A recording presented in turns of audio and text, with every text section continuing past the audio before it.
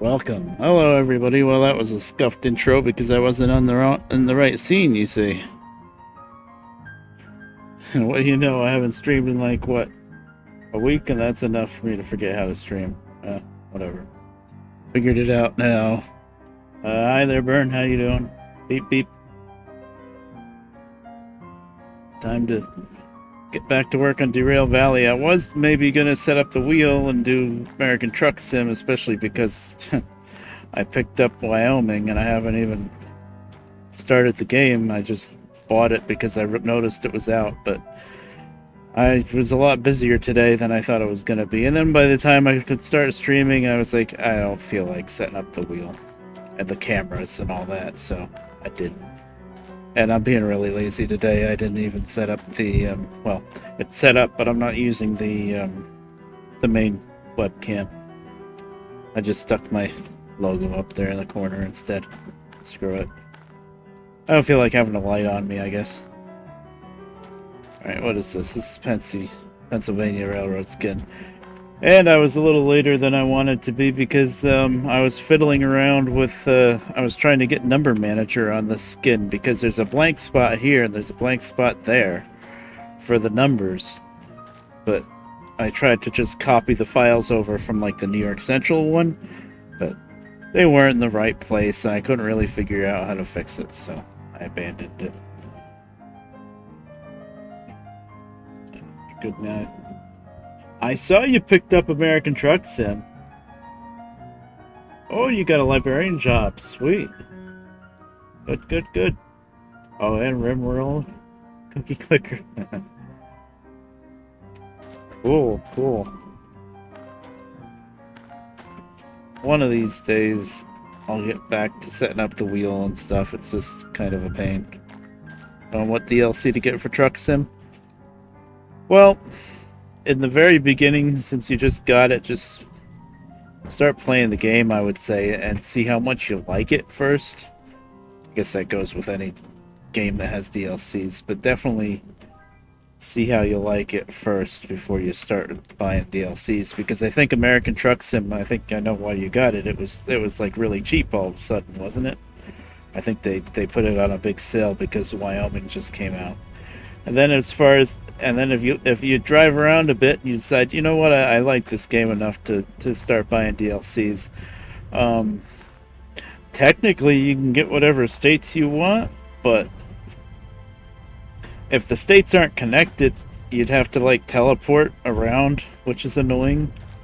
So, you start off with California, Nevada, and Arizona. So, as far as the first states to get, I would probably go up to Oregon and Washington first. Those are really nice. I mean, they're all really good, but those are really nice. Oh, I thought I was doing something wrong. Oh, Lambda, thank you very much for the resub. 2-month streak. I read that as steak. Almost said steak. I think the notification popped up on the screen. I'm pretty sure it did. I definitely heard it. I was kind of freaking out because I thought I, like, throttled up for some reason. Set a link. Let me look at it real quick.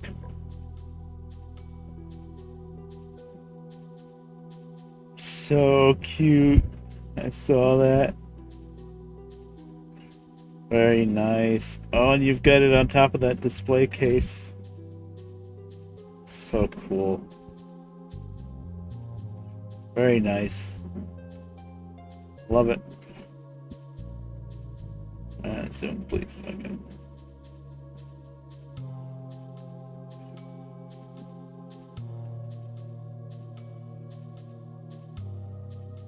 Alright.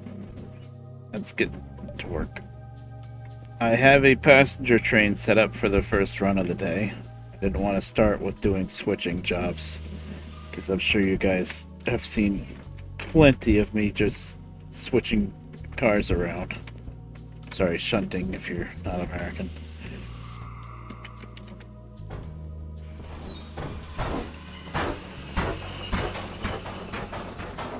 So I think the switches should be pretty much all set.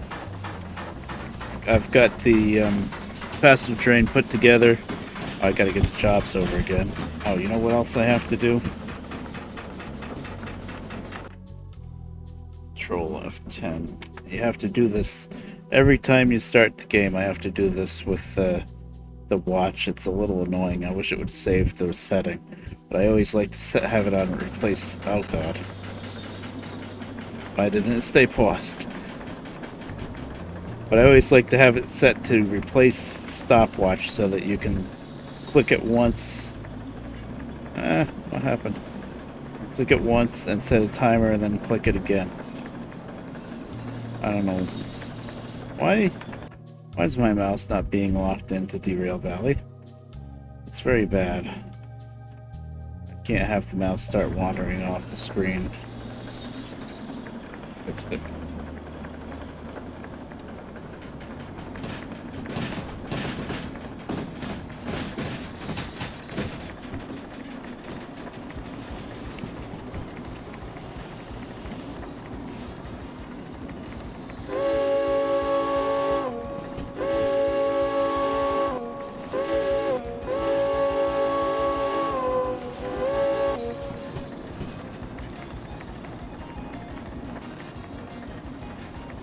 I think the switches should be all set.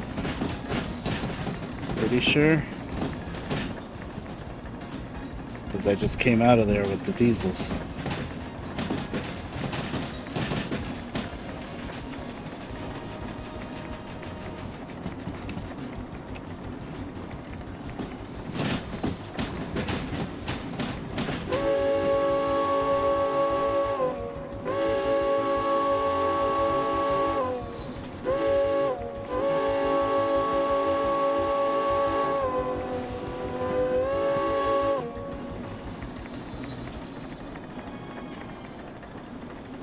That's good. Yeah, I'm pretty sure I just don't want... Okay. I didn't want to go right on this switch because this steam engine tends to get stuck on the platform. The steam engine and the DE6. The DE2, the little switcher, doesn't have a problem with it, but on that track it can get stuck on the edge of the platform and then it's just pain and agony.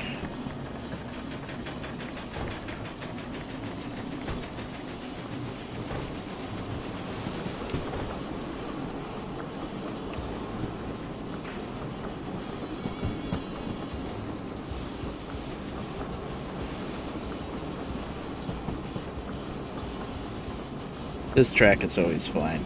It's the other track that it can get a little dodgy with. I remember I got the, I think I got the steam engine stuck on that platform edge on the other track. And then I tried to rescue it with the DE6. And I think that got stuck. This was before on my other save where I had all my licenses and stuff. And then I got a second DE6, and the only way I got unstuck was by slamming it pretty hard with that second DE6. And I got it unstuck, but I damaged the hell out of the first DE6, which cost me a fortune. That was annoying. And I knew it could be a problem, too. That was probably a little bit faster than 10 miles an hour.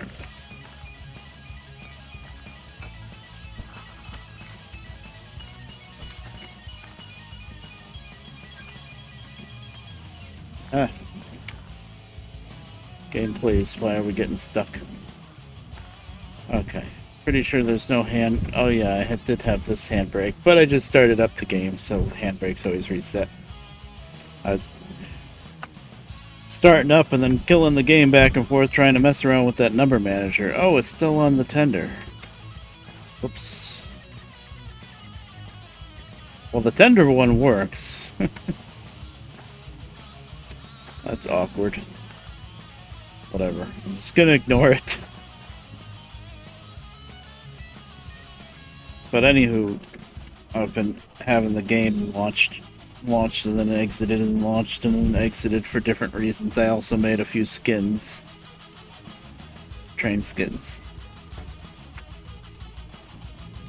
I released my caboose skins today on the Derail Valley Discord and on Nexus.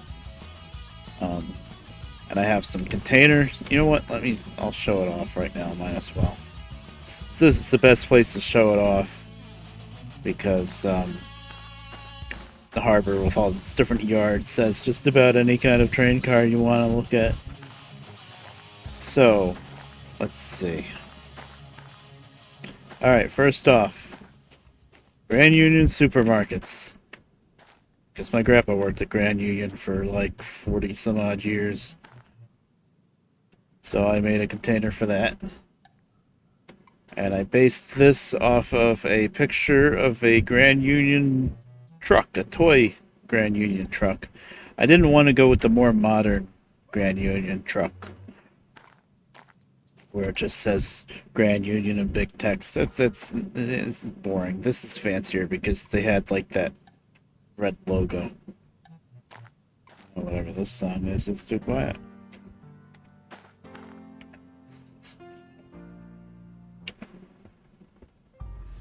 So you can thank Bern. She gave me a ton of music to add to the list. This one's probably one of them, Shenmue. As Bern gave me a ton of music and Lambda gave me a bunch of music too. So the playlist has been extended quite a bit, and that's why I'm using Media Player now instead of that Groove player, because I couldn't figure out how to make the playlist work right in Groove. Because before, I was building the playlist in Media Player, and then it would work in Groove too. But this last time I tried to add songs to the playlist in Media Player, it didn't work. So, okay, this is the other skin that I made. Oh, I get it. One side has placards on one of them, the other side has both. Interesting. Anyway, American Cryogenics for liquefied oxygen, nitrogen, argon gas.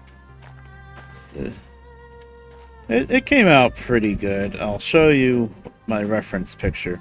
After I started making this, then I realized that I think this is just a made-up company, American Cryogenics, just for the... because the only pictures I found of this was for a model... like an HO train model. So, yeah, let me just pull up the picture. It's in downloads, isn't it? I think it's still in downloads, hopefully. Yeah. And now I gotta figure out how to capture this. Can I just put it on the main monitor?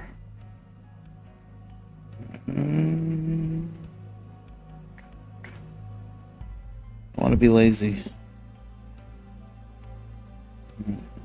Yes. There we go. I'll just switch it to the ATS scene for a minute. Oh, the webcam, whatever. But anyway, this is what I based it off of. American Cryogenics rail car. There it is, HO scale. I just assumed that it was a real company that they made a rail car out of, but I searched and searched and I couldn't find the real thing anywhere. I just found pictures of the HO scale one, so I think it was just designed for that. But it still looks pretty cool. It looks like it could be real. So, let me go back to Derail Valley.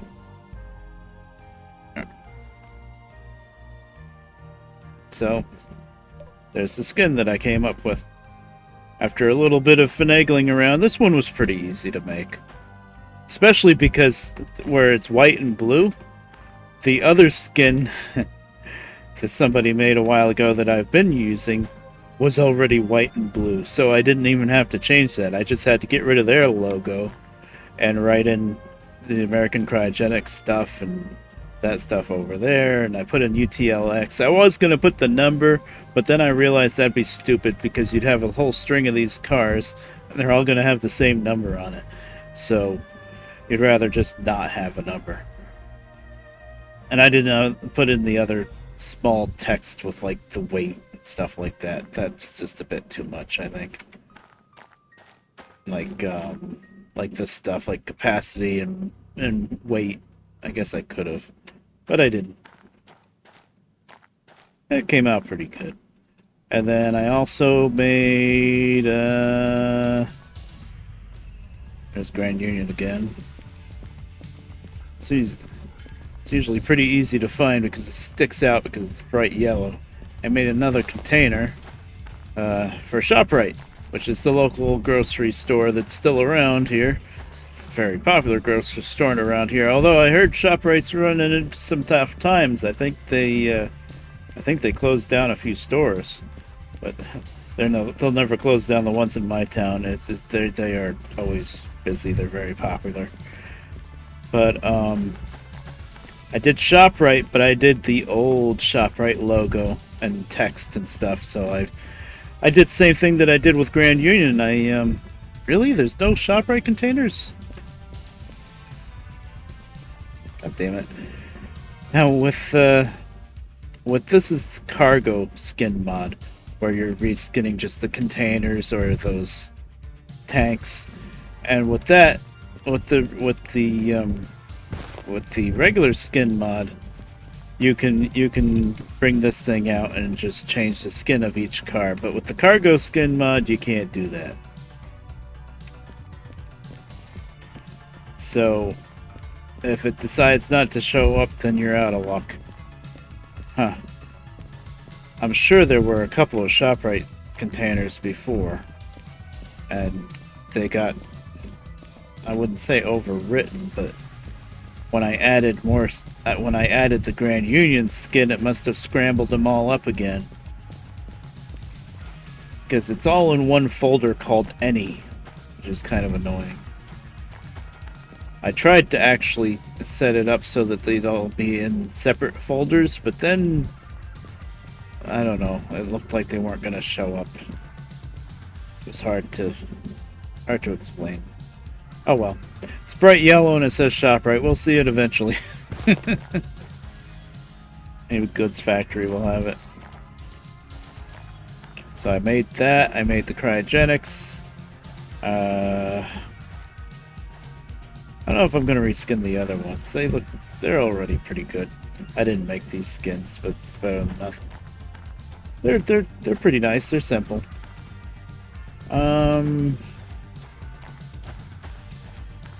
The caboose. That's not very new though. I've had the caboose skins for a while, but I lost them with this last update. I forgot to back them up. I had everything up backed up, but I didn't back up the caboose skins. So I had to remake them. But they were pretty simple. It was just blank out the lettering on the logo and stick it on the side of the caboose and then put some lettering on the end. So that was no big deal. Am I going back here? I gotta get the job, you see. Job sheets. And oh, this, I don't know if it's really done, but this is a Great Northern passenger car. Now, I don't know if the Great Northern passenger cars looked like this during the Steam era on Great Northern. I don't think they did. I think they were just kind of a plain drab green back then. And then they didn't come up with the orange and green until the diesel era because they painted the diesels with the same colors. But, screw it. I made it anyway. And I found a font that fits pretty close to the original. It's not quite right. I actually did find a website for the Great Northern font, but they wanted like $5 or $10 for the font. And I was like, nope. Sorry. And I didn't feel like matching up the lines enough to make it wrap around the side. So, I mean, I think it kind of looks alright like this. It doesn't look too bad that it doesn't wrap around.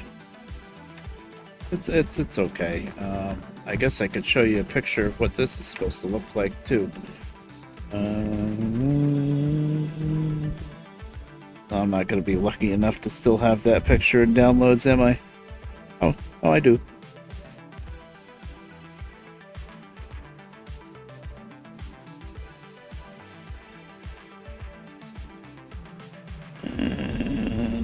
Right, yes. There we go.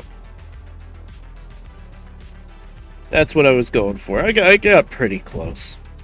You know what? The stripes, it's hard to tell because of the shadows. But I don't think the stripes wrap around on the original one either. I think it's just dark green here. So I did good. See, I didn't get the font quite right, but it's pretty close. And I couldn't put a number on the side because the middle doesn't get mirror imaged, but if you put something on towards one side of the skin, then it gets flipped backwards on the other side, unfortunately. So you can't put like a number or something over here because it'll be mirror imaged on the other side.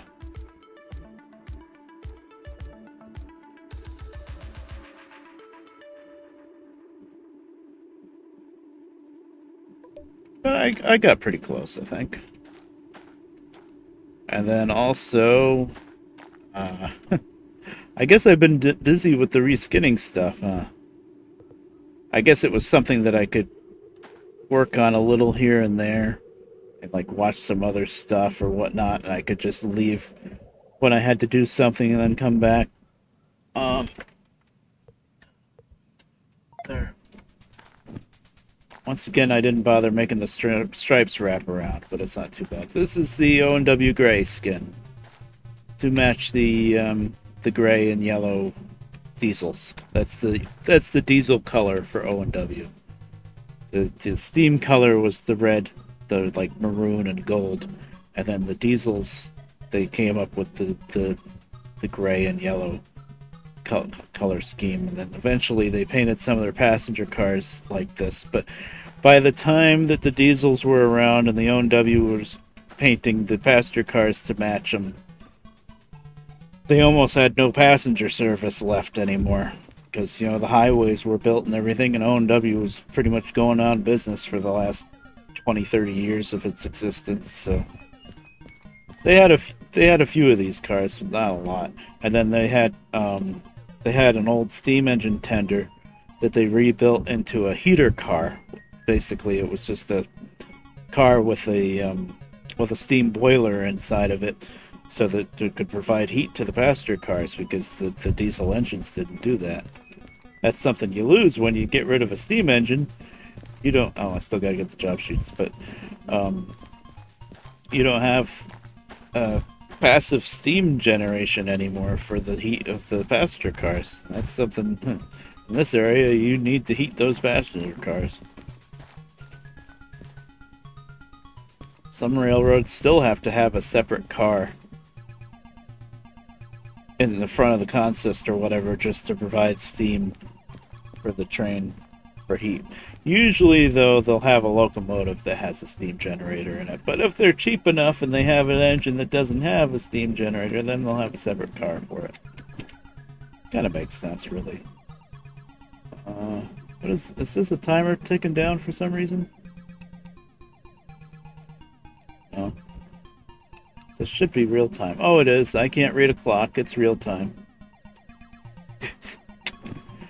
Don't mind me. Procedural Sky mod is still broken. They haven't updated it. The guy that made the mod, I think, just posted on the Discord saying that he didn't feel like working on it anymore or something. So, he basically said if anybody else wants to pick it up, go ahead.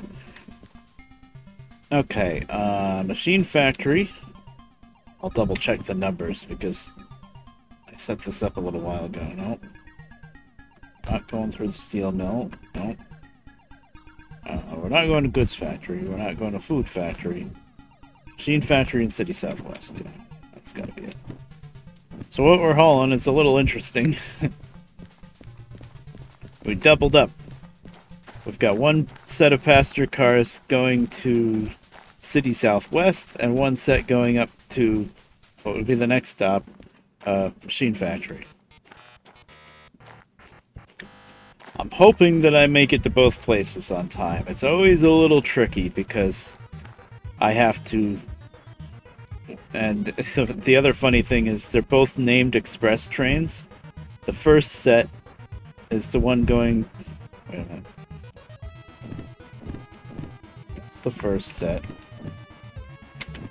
There. The first set is the Broadway Limited, which was the marquee Pennsylvania Railroad Express train that went from New York to Chicago back and forth. So that's the first 5 cars. Just make sure. And it's named Broadway Limited, so I'm not going to reskin the cars. That would be a little silly. Yeah, Broadway Limited 45. Yep, that's it. 5 cars. So we've got these really nice Pennsylvania skins, which I didn't make. I modified these to make my New York O&W skins, the Mountaineer ones. But this is Katie Cat. I think that's her name. She made them. So 1, 2, 3, 4, 5. So Broadway Limited is going to Machine Factory. And then I tacked on the end 4 cars. The Baltimore and Ohio Royal Blue. So I guess we've got some kind of teamwork going on between the Pennsylvania Railroad and the Baltimore and Ohio. I think they were pretty much always rivals, but whatever. Let's maybe one of them took over the other one. So B&O Royal Blue, and this one's a named one too for Royal Blue. So I'm not going to reskin these either. Otherwise, I would have just made them both like stainless. You know, the shiny stainless one, so they would match, but nope. This one's the Royal Blue, and this one's going to City Southwest, and it's 4 cars. So 1, 2, B&O 59, 2, 3, 4. There we go. And the locomotive is in Pensy colors, so we've got a Pennsylvania caboose too. And this I did make, and it's one of the caboose skins that I put up a pack of caboose skins today on Nexus. All the other stuff that I just showed off, I still have to release on Nexus. Figure I'd release one thing each day, maybe. Alright. So we confirmed the consist is correct, everything's ready to go. Just because this thing's been sitting here for a little while, yep. It's throwing another scoop of coal. 2 scoops actually, because the seam's going down.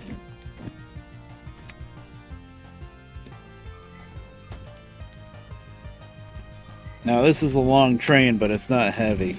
180 tons plus 144 tons, yeah, so it's not even 400 tons. So the steam engine will handle this like it's nothing. We do have to climb the hill out of the harbor here, but still, it's super easy. But they're passenger cars, which means they're very, very finicky when it comes to tight curves, and especially if it's a switch with a tight curve. Like even if the speed limit sign says 50 or 60 on this switch coming up, no, you slow down to at least 40, probably closer to 30. Or else one of those passenger cars is gonna pop off the rails. It's just they're too long, basically. But they're so pretty. And if you manage to not derail and make it there on time, you make a lot of money. Now, this job here, it's only paying $9,000, but if you read up here, the time bonus, instead of the time bonus just giving you a couple thousand like usually with freight cars, with passengers the time bonus is 18,000. So instead of making 9,000, you're gonna make 27. So it's really important that you get there on time. That's where the challenge comes in. You got to get there on time, but if you go too fast over like a switch or a tight curve, you're gonna derail, and you might still make it there on time, but the damages will probably wipe out any profit you were going to make, because the damages go up quick. And City Southwest paying out $6,800, but the time bonus is another $14,000. So yeah. Okay, 68 minutes on Machine Factory, 61. Wow, only 7 minutes difference between City Southwest and Machine Factory. It takes a little bit long. I know it's not that far between City Southwest and Machine Factory, but it's more than 7 minutes. So really, we got to get to City Southwest pretty quick. Because when we get to City Southwest, we have to back. First off, City Southwest is annoying because you have to back into the loading track, unload the passengers, and then you have to park the cars on the storage siding, and then hook the caboose back up, and then run up to Machine Factory. So I don't know how well that's gonna work. We're gonna try it though. Okay, 61 minutes.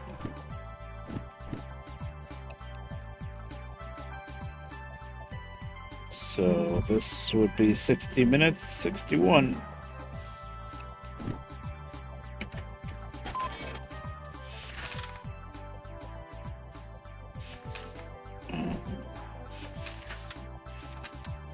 Alright, load up on F1. Actually, here in Harbor, there's only one loading track. Okay. Both ready to go. I got my stopwatch going, so let's get on the move here. We're on the clock.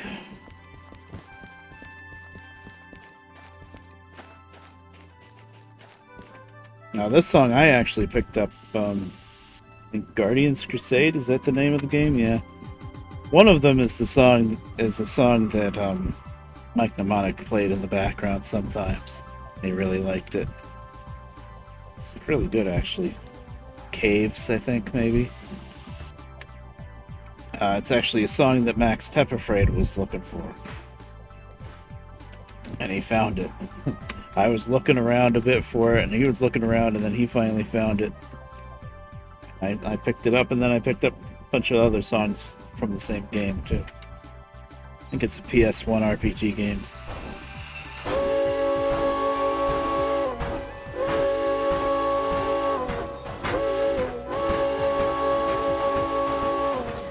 It's a little late doing that, but whatever. Let me make damn sure. Oh god. Okay, we're gonna go on the roof to it. I'm just making sure that all the handbrakes are off. I'm pretty sure they are, because we just loaded the game actually, so actually they can't be on, but I just felt like it took a little bit longer than I was expecting to get started here, but we do have, what is it, 4 cars and 5 cars, so that's 9 cars. It's decent. But still, though, weight-wise, it's not much for the steam engine. The steam engine can handle 1,000 tons on flat surfaces, so we've only got, like, what was it, not even 400. Now we gotta load up here on the passenger station.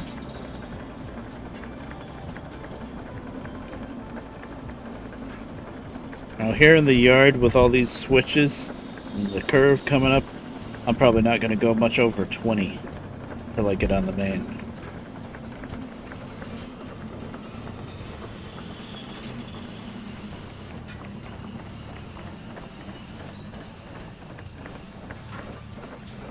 Now you don't actually have to line up with the platform. I just like to. Okay, all aboard.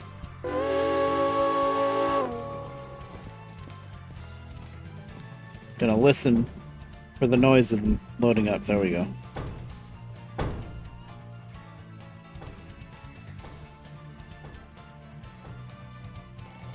There. Thankfully, there's a bell that rings when they're all loaded, because otherwise there's no way to know. It's not like there's any people models inside the cars. So they're all loaded. Just pretend there's a bunch of people in there now.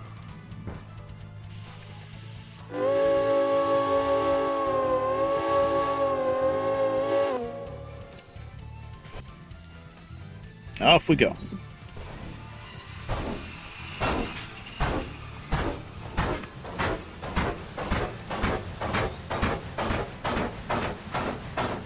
Temperature's still kind of low.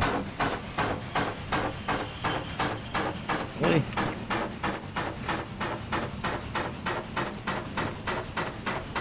That's all you get till we hit the hill. Now, last time I hauled a passenger train out of here, on the big curve leading out of the harbor and starting to go up the main line, I let myself get a little too quick because I was trying to build up some speed for the hill because it's 40 limit. But the back of the train was still on those switches on that curve, and sure enough, one of the cars derailed. Because I did like, I don't know, like 41 miles an hour or something, and it's just so finicky with the switches.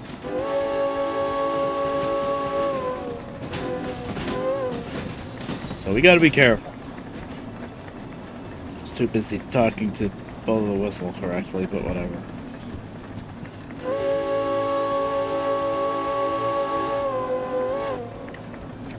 That's a little better. Of course, blowing the whistle is a hell of a lot easier in VR because you can just grab the string and pull it. That's how it's designed to work. Okay, 20. That's about all I want to do right now until. You got to remember, it's not a heavy train, but it's a very long train, and I want to wait until the whole thing is past those switches, which you can see isn't going to be for a little while. We'll make up time in other places.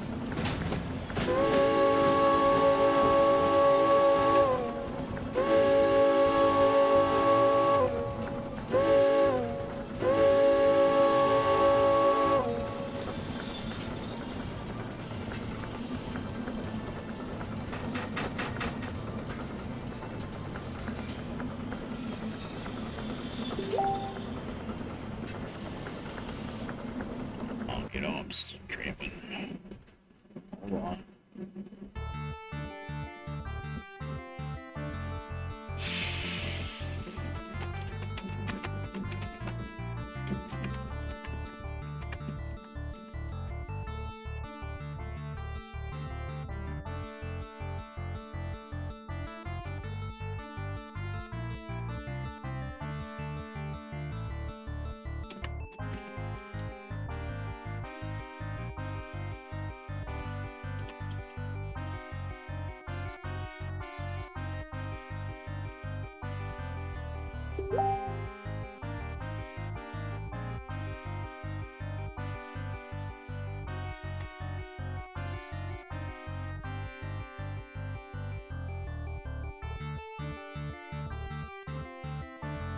Sorry.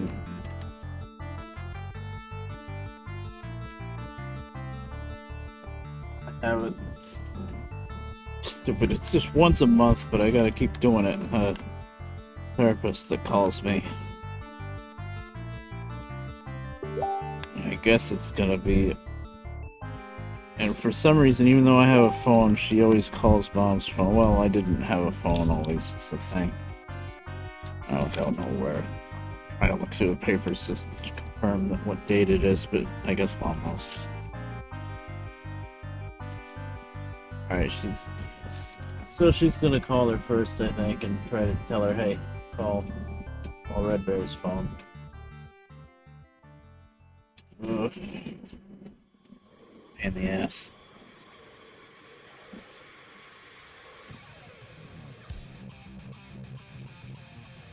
Oh, some metal. Nice. Copyright-free metal. Best kind. Guilty Gear. Nice. Are we straightened out now? Yeah. I can pick up a little bit of speed, but not, well, up to 30. I don't want to hit 40 until after the whole train is past those switches on that big curve leading out. Because derailments are very expensive, even when it's extremely minor derailment where like one car has one set of wheels that pop off the tracks. It still costs a fortune in repairs. And damage to the passengers, apparently. 30, that's good enough. So we're just going to keep it nice and slow through here.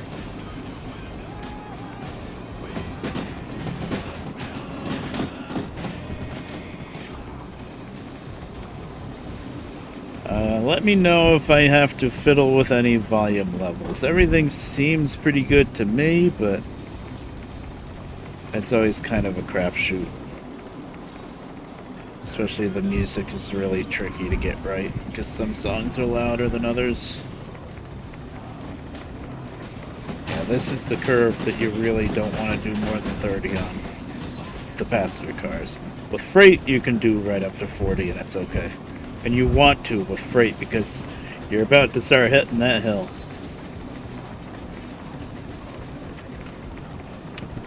Okay, now I want a lot of heat, because, yeah, hill. I mean, it shouldn't be too hard because these cars really aren't that heavy, but still.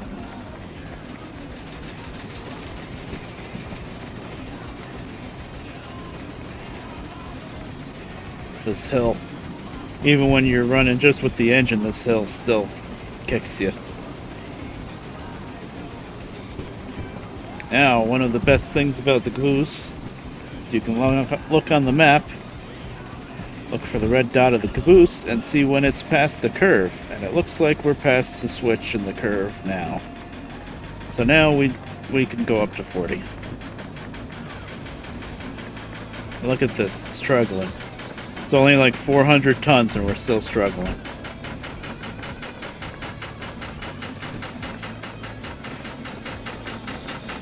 Keep the heat up because I'm going to give her a lot more throttle than I usually have to do with the steam engine.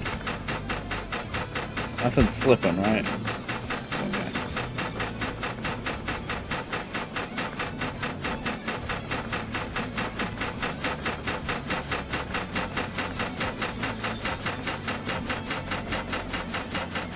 It's always kind of tricky to figure out what to do with this cutoff wheel. Like I thought I would have to have it further forward for more power, but I'm not losing any speed by winding it back a bit, so I'm not gaining any speed, but I'm not losing any. So. I know these switches are always fine. Wow. For 400 tons, this is working pretty hard. I think sometimes the weight, the listed weights are not really correct. Because this is more than 400 tons, I think. Yeah. This is like 500 or 600, I would think. I don't know, I could be wrong. Just feels like she's working way too hard for 400 tons. I know it's a really steep hill, but still. We're not running out of steam yet, so that's good.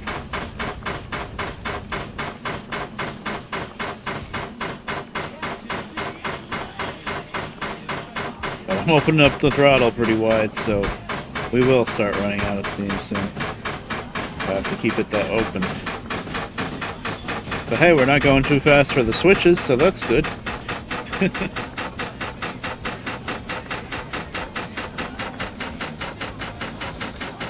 Oh, there we go.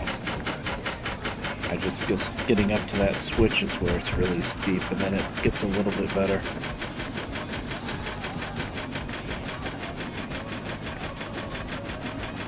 I've run the steam engine so many times now that I can just hear the difference in the chuffs.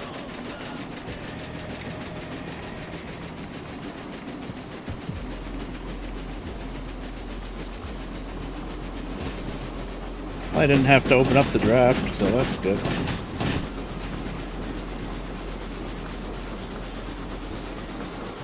Wrong thing.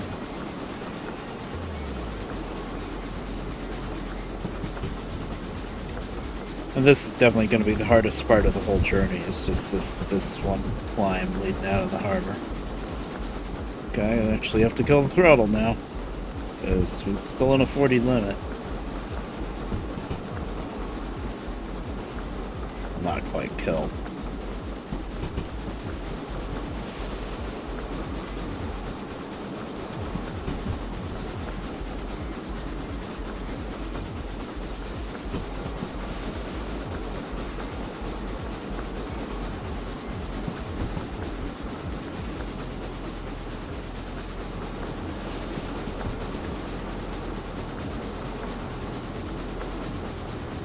It's always a bit of fun trying to figure out exactly where you want to position yourself in here, too.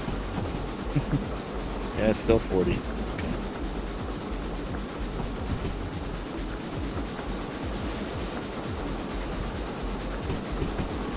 I'm using a decent amount of throttle. Just to maintain 40 or attempt to still shade under 40, but that's kind of right where I want to be actually. With these passenger cars.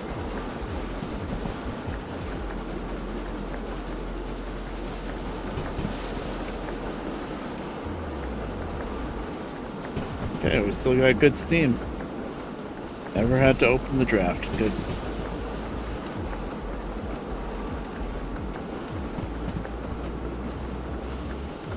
Seven, but not until the end of the train gets to that 7. And if I remember correctly, by the time the end of the train gets to that 7, the front of the train's going to be back in another 40 zone, so it's not worth it to try to speed up, really. Just stick with 40. At 5 already, yeah.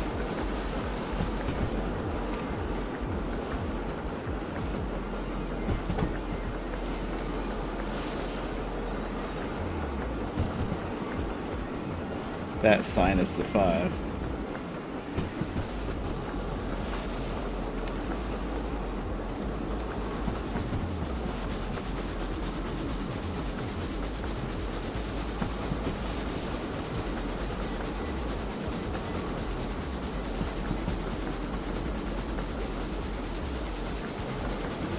I think I can just speed up a little bit.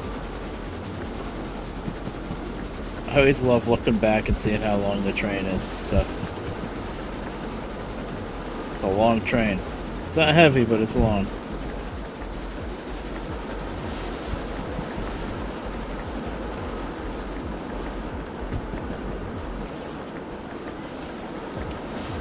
Oh, fire's getting low.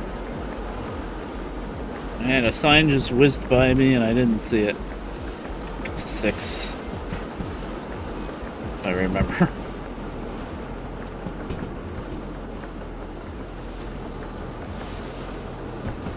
But we got a switch coming up anyway, so.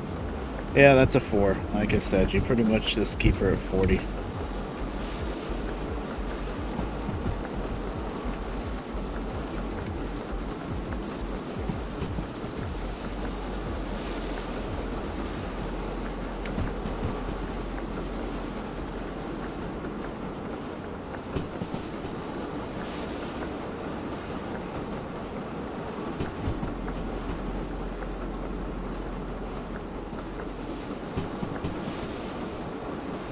So if anybody hasn't noticed in my Discord, or maybe some lurkers aren't even in my Discord, for the last 3 days or so, not for the last week, but the last 3 days ago, I had a pretty good excuse for not streaming. My mom's big African gray bird died. Smokey. He was around, we're guessing, but he was around like 20 or so years old, which actually for an African gray isn't really that old. They usually last like 30 to 40. But this one has had health issues for a while, we think. He was having seizures and stuff. He would fall off the perch, and that wasn't good, because especially in the beginning when he started falling and we didn't know it, we'd just hear some clattering, then crash. And then for a while we got him to stop falling by setting up a special light bulb shining right on him during the day that like mimics the same rays that come from the sun or something. And we were putting like vitamins in his water too, and that kind of stopped him from falling for a while. We put a bunch of more padding at the bottom of the cage too. Huge cage though that he was in. But then recently he started getting pretty bad again. Like we don't know if he was having like a stroke or seizures or something, and then the falling wasn't as bad, but he would just end up just laying on the bottom of the cage for a while, and there's already once or twice when we thought he was dead. So it's just is what it is, unfortunately. So anyway, the aftermath of that, besides the emotion of losing a pet is, okay, I can speed up now.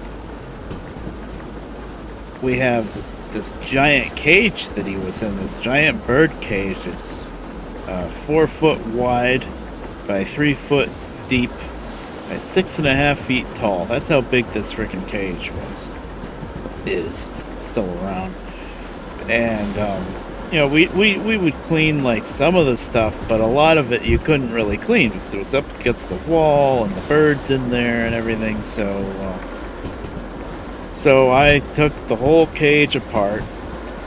I had all the pieces of it back against the back of the house, and we hosed it off, and we put this, she got this spray cleaner that's supposed to clean up bird poop, and shock horror, it didn't really do much.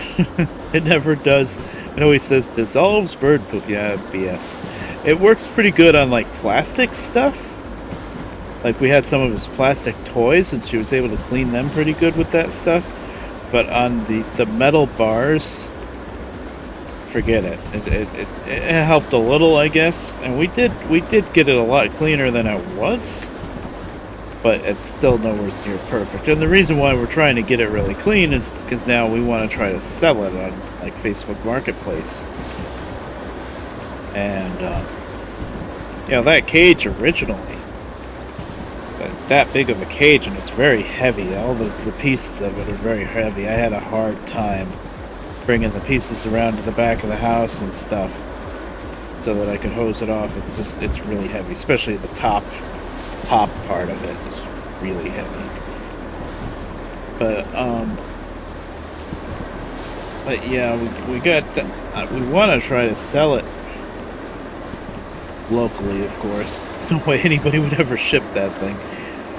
But we'll see. We're hoping we can get, like, we're gonna try to ask $300. I mean, originally I gotta look up what new ones are nowadays, but I bet originally it was probably at least $500 or $600. This is a huge cage. So I figure I put it on OBO 300, and maybe somebody will give us 200 for it. Because I know we can't afford another African gray. First off, buying an African gray or another big parrot like a macaw or not cockatiel, that's the smaller one that she has. That's I want to say cockatrice, but that's a monster in Final Fantasy. But yeah, cockatoo. Like I think that's what what's his name? Oh, what was that like detective show back in the day, 60s and 70s, and then Robert Blake, he ended up in prison because he killed his wife in real life. I think he had a cockatoo in the show. Oh, this is a switch. I should be going slower than 60. I didn't realize I was at the switches already. Alright, I saved it, I think. Now that's a situation where 60 or 70 is fine with freight cars, but with the passenger cars, no. My mother was saying something again. I told her I was streaming today. She left a voicemail. Yeah, my phone's always there. Used, good, or...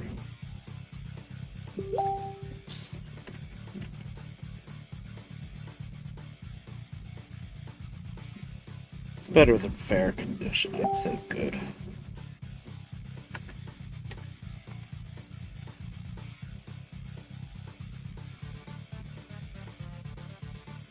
Hold on a minute. Sorry, I have to do a little searching because she probably never did.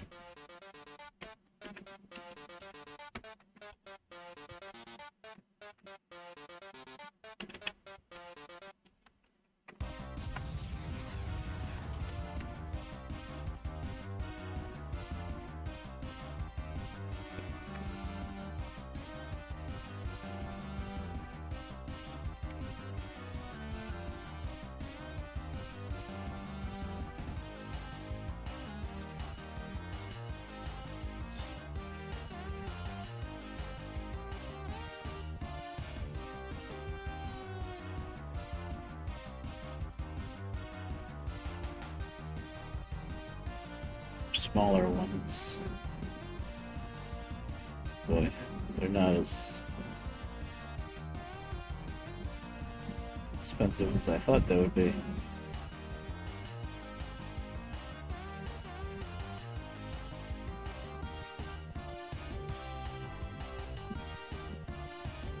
Blue streak speeds by. Yeah, I was late on that. Oh.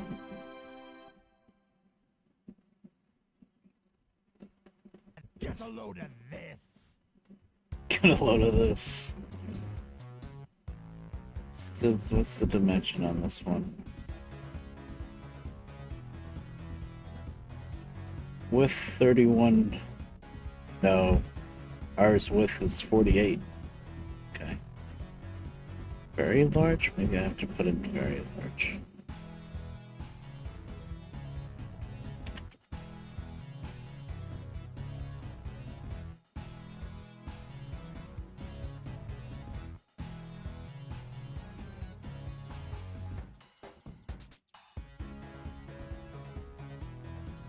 Fine, put a space between bird and cage if that makes you happy.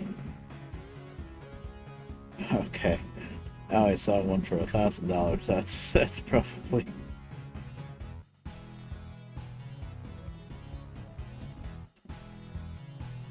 Sorry, I'm just doing a little searching for Mount. Yeah, no, that's not.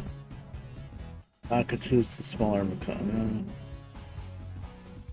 Almost 36 inches wide. Nope. Nope. We're looking for 48 inches wide.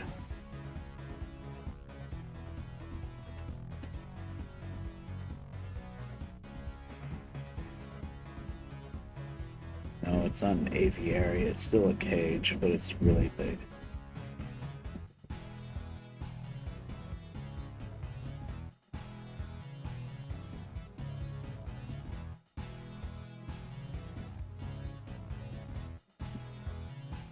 You don't have a size. I was looking at Amazon, but they don't have them arranged by size.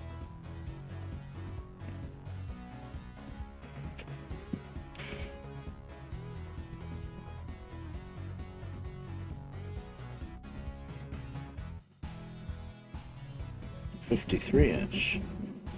It's only $169. It's not nearly as heavy duty as ours, though. Let's see. Oh no, that's a lot smaller. Ours is like up to my head, so that's a lot smaller. Yeah, oh yeah, this is only 31 inches. Amazon, please. A page ago you told me 53 inches, and then it's 50. No, that's not 53 inches. Oh, height is 53, I guess.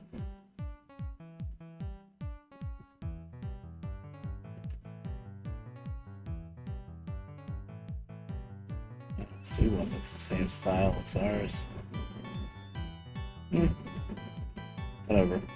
We'll try for 300 OBO, I guess. If we can get 200 for it, I'll be happy because, yeah, a lot of it is still pretty stained. There's just a lot that we just can't get cleaned off completely.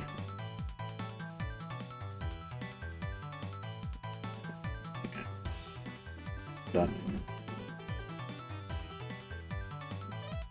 Alright. So yeah, that's what I've been going through.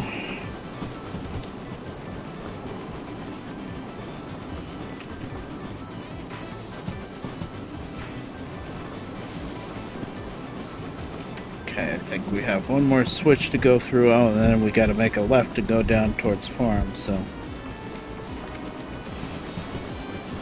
not out of the woods yet. Once we get around that bend, then it's gonna be pretty smooth sailing. 30. We can do close to. I've gone through these switches at like 40 plus, and it's been okay so far. We should be going downhill now. I think we must be.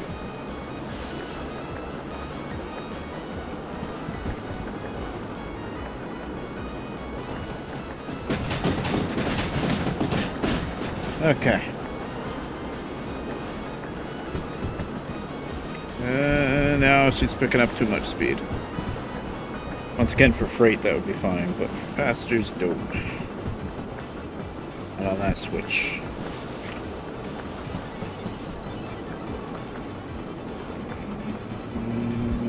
Okay, it looks like the caboose is through now. Let's speed her up a little bit.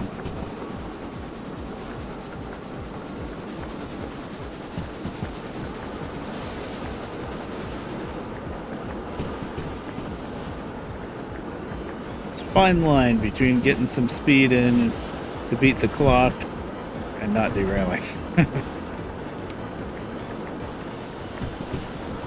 I love Undertale music, it's so good. The game is good too. I've never actually played it, but I've watched plenty of people play it. I don't understand all the backlash. You know, there was a lot. I do understand that when Undertale first came out, and for a while, there was a lot of hype, maybe a little too much hype, but it is a really good game. But I don't get the backlash. I mean, just because it's popular doesn't mean that all of a sudden it's a bad game because it's popular. Oh god. Okay, we gotta slow her down. Under 50. Under 40 maybe even. Ooh. I think we're good, we're good. Slowed her down just in time.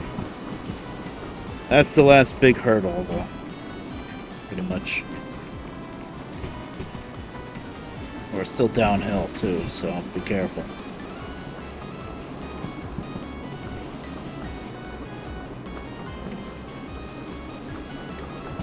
Hi there, Scissors. How you doing? Finally streaming. Just been busy.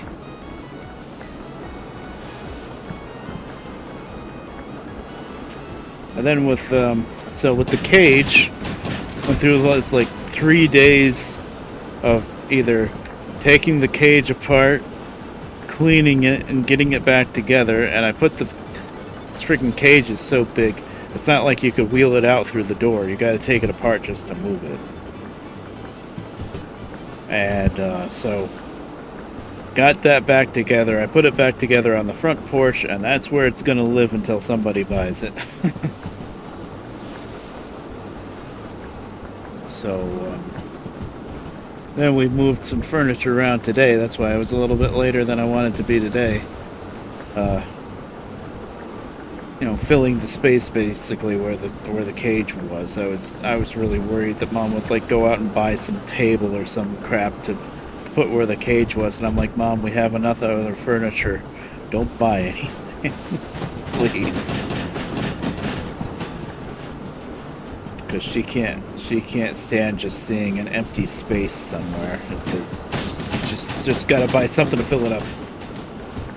Oh, I didn't need to put brakes on. What am I doing? Helping your mom move to a new position in a new school. Oh, cool.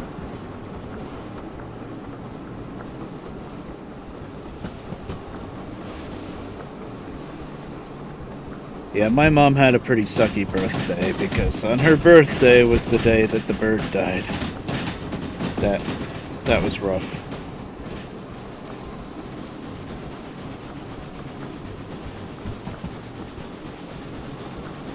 What are you gonna do?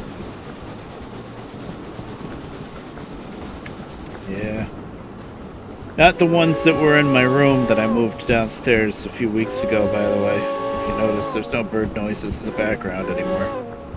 But the big African gray bird that's always been downstairs, well, for a while anyway.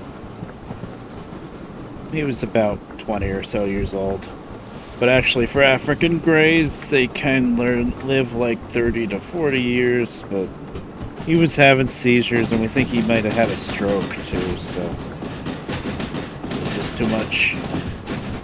He was just living on the floor of the cage for a while, and he was still kind of getting along okay until the last few days, and then he started just having seizures like almost non-stop until he died. So we're also not too terribly sure positive how old he was because we don't know really how old he was when we first got him. I don't think it was like an ad in the paper when we first got him. We got the bird plus that big cage together. I think it was like $750 or $800, but still, you want to get an African gray parrot from a baby. Those things, they're like $1,000 just the bird, let alone the cage that was probably worth $600-700 on its own.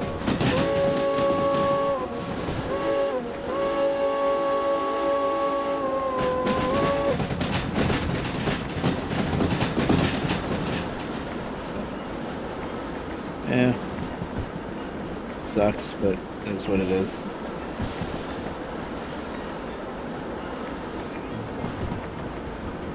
Yeah. Well, the initial cost was that much, but then once you have the bird, all you really gotta do is get bird food, really. And I guess for a while she was keeping up with having his wings clipped and the toenails clipped, but I don't think that costed a whole lot. But eventually the place that she used to take him to went out of business, and so she kind of stopped doing that. But actually the last time she had his wings clipped, sometime before she even got the bird, the previous owners must have clipped his wings really wrong and messed up, and the shapes were all screwed up, so they told her to just let them grow for a while. And she did. But yeah, once you get through the initial cost, it's really just food for the most part. And we always had this container of it's cornstarch or something that's like stops bleeding, because there's always a chance with those birds that if they fall on a certain kind of feather called a blood feather, a feather that actually has a blood vein going through the feather, then they could bleed out. So we always had like a Q-tip and a thing of, I think it was cornstarch, I don't know, it was a powder that you stick on there to stop the bleeding. But we never had to do that. He never broke a blood feather, thankfully.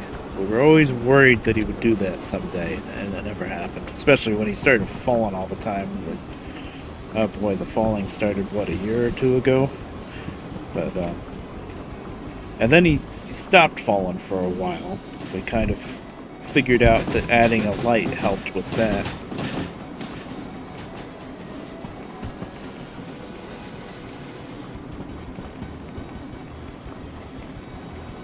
Okay, I slowed her down to 30 ahead of time, because this curve is really bad. But we're almost to City Southwest. Let's see how we're doing on time. Well, we still have a half hour, good, because there's a lot of switching just to drop off these cars at City Southwest, and then we gotta run up to Machine Factory. So, yeah.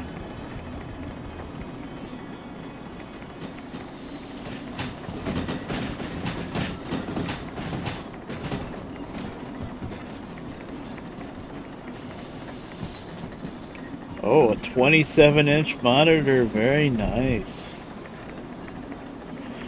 I often wonder if I would, well, I don't have the money for it anyway, but if I would like having one big monitor instead of 3 smaller ones. I think especially though with the older games that I play a lot of times, or games that like to be in full screen, I think I'd rather have the separate monitors even if they're smaller. Because then you can have one monitor dedicated to the game, one monitor... Well, I have one monitor for the game, one monitor for OBS. And then the third monitor has the chat on it, and like the timer instead of Facebook in case Mom's messaging me. Media player. Everything is so big. Yeah, I bet. Oh man. That's gotta be pretty cool.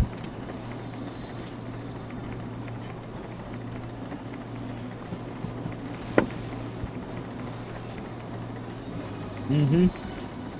That happens sometimes. I was very close to getting that G29 wheel, but I realized that some certain expenses were coming up. We still haven't gotten the friggin' washing machine, by the way, because other things were worrying us about different things that would cost money, and now she's thinking, well, maybe instead of a washer, we'll like fix the ceiling in the kitchen, which shouldn't be $800, but still.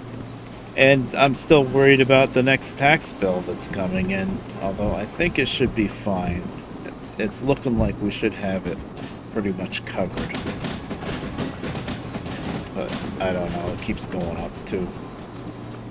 There's also talks of possibly another stimulus just for some people, like maybe seniors. Maybe. Mom counts as a senior, so if we can get another stimulus, even if just she gets it, or maybe low income, then that would make us not worry about the tax bill, at least. Because we have most of the money for that. Oh no, air conditioning. Oh god. When air conditioning goes bad in a car, sometimes you get lucky and it's just like a line that's leaking, or what is it? The condenser is the thing that's up in front of the radiator. If that can be replaced for just a couple $100, but if it's the compressor, that's another story. Oh god, am I going the wrong? I was looking behind me, you see, and look where we ended up. We ended up going in this because that's where I came from. I forgot I came from City Southwest. Oh god, now I have to waste time backing up.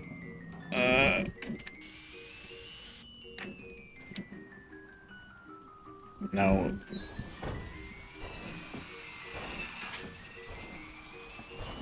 It's a computer. Oh no. Oh boy. Why are we not moving? This freaking music. Is it that much of a hill? I have to get out of the train and see what the hell's going on. Why are we rolling back forward? I didn't derail, right?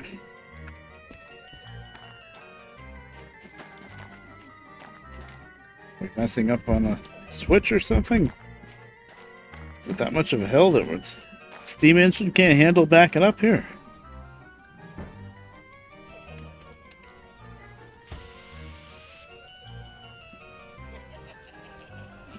For something that sounds... the computer that controls the AC...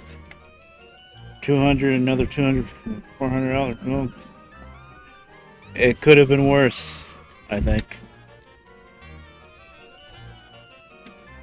It's sad to say, but it could have been worse. That's why I hate newer cars. There's, like, with video gaming and stuff, I like computers, but not with cars. Cars, computers are just, it's so expensive when something goes wrong with them. And just a lot of things are computerized that don't need to be on a car. Especially nowadays. Jeez.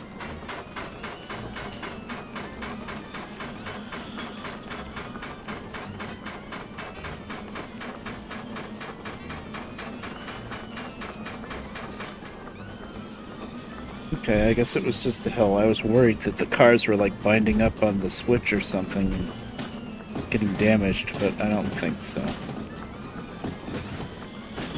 It's freaking music.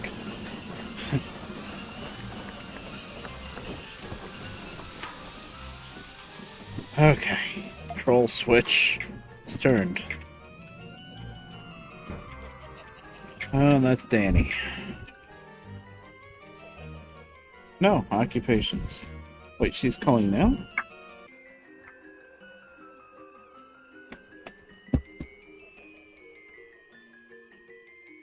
Hello? Hello? Hello? Hi.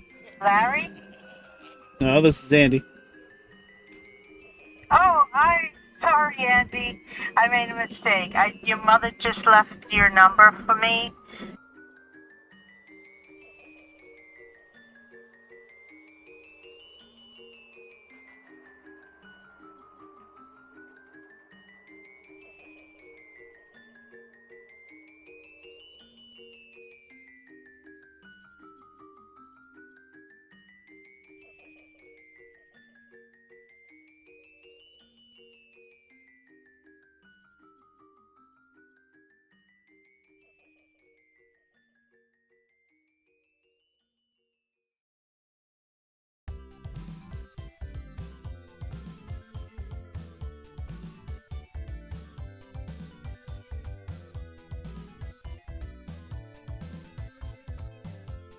Okay, I'm back. No, my name is not Larry.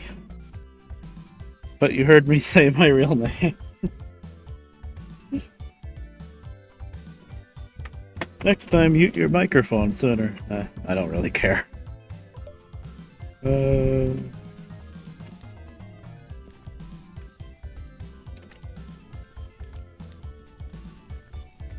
Yep.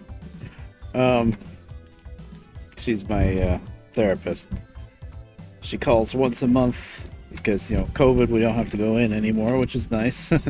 Nice little side effect of this whole pandemic we're going through. Have to go there. But Mom just called her to tell her to call my number when the actual appointment is, because Mom's gonna be at a doctor's appointment or something. She usually calls her number. So I guess she got that message, and then she just called my number instead of what she was supposed to call, I guess.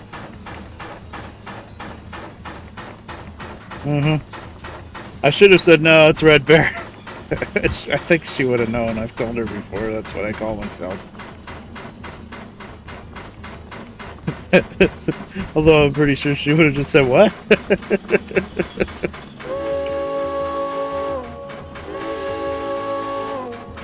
You know, it's funny, in a situation like that, where there's a real life person that I have to tell my name to, like, I almost never have to do that. Anybody that I ever talk to in real life already knows who I am. Or, you know, I usually don't get like a phone call or anything like that. So, oh, I guess the caboose is going for the ride. Okay. Yeah, I should have dropped that off. Too late now, I think. No, it's not too late. It's not too late. Actually, I'd rather take it for the ride. But anyway, sometimes I have to think for a second if I have to say my name.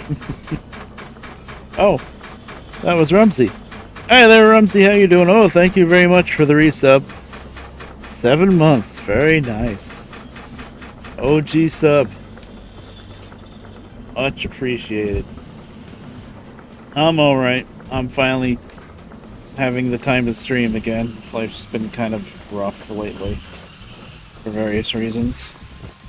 Gonna go into again, but yeah, I'm alright. All things told.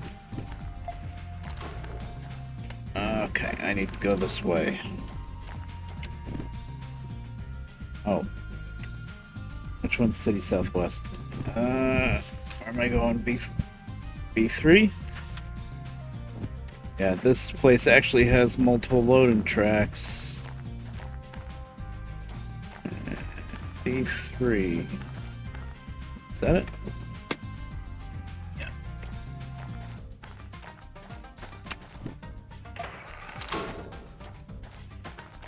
B3. Oh, you can see it up on the board. Then we'll leave the caboose there at the passenger track, I guess. The caboose does add a little bit of unnecessary work sometimes, but it's still worth it. Especially for seeing when your train's around a curve.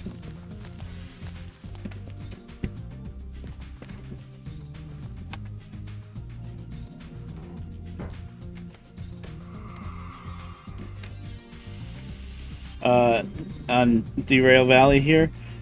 Um, I had to get rid of a couple of mods that never got updated. Procedural Sky is still broken. What else? I think that's pretty much it, actually. And the nightlight mod still works, but I just don't need it since it's always daytime again. Oh, this is not that heavy, but there.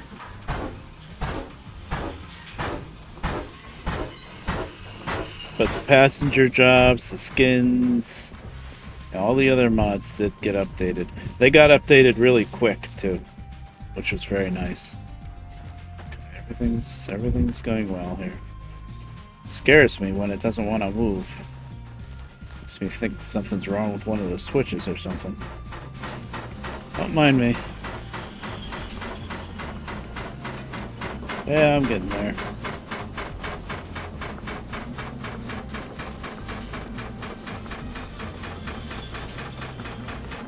It's just life sucks sometimes, you know.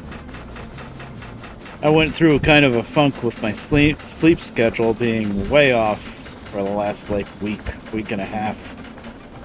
Kept sleeping during the day. That's usually my like best time to stream because nobody else is streaming usually. And you guys in Europe, if I stream at night, you're sleeping because it's way too late. Of course, this is gonna be tricky. I can't see a damn thing. And this is a short little dead-end track that I'm shoving all these cars into.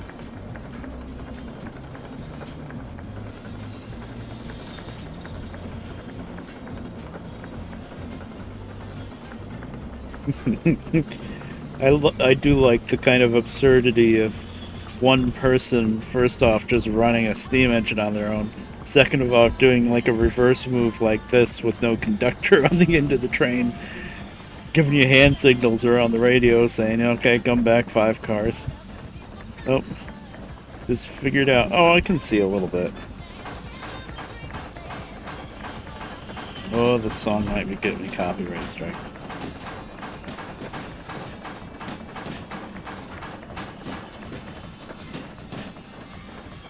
What I might do, I might ride the end of the car and just blow the air when I get there. I go a little bit faster.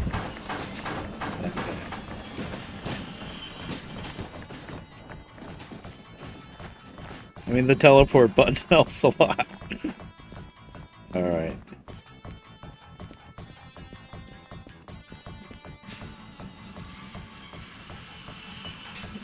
Just blow the air when we get to the end. Well, just before the end. I don't want to run into the buffer. That's going to be expensive. We're just coasting down in here now. I hope it's not uphill. If it's uphill, it's just going to stall out on me. Actually, that's probably good enough.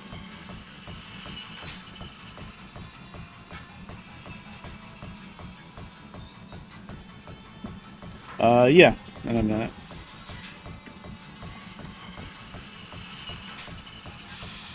There we are. That's good enough.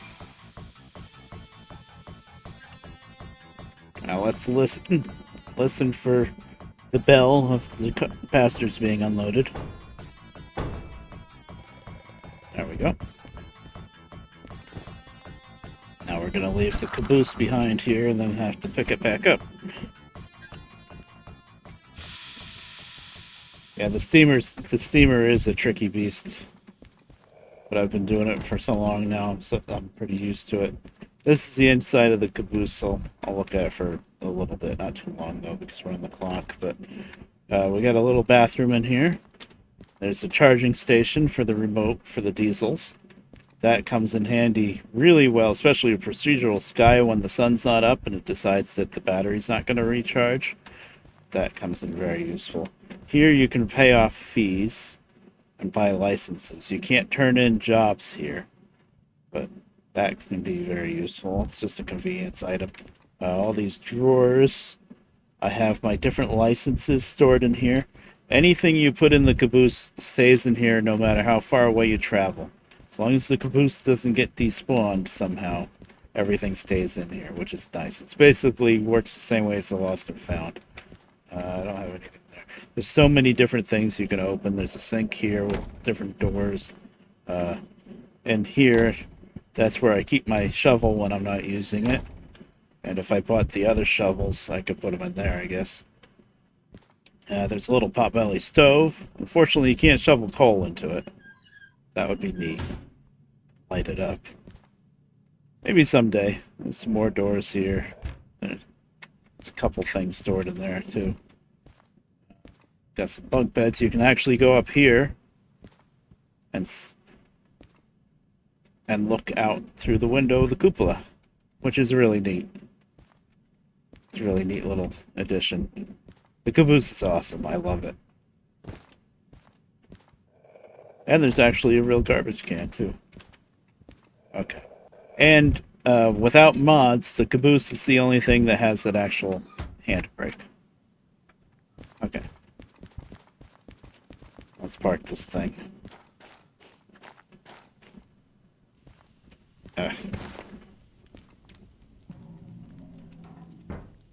Looks better than Train Sim Worlds. Wow. Neat. This game really goes for the detail. Yeah. There's only 3 different locomotives and 1 map, but what it does really well.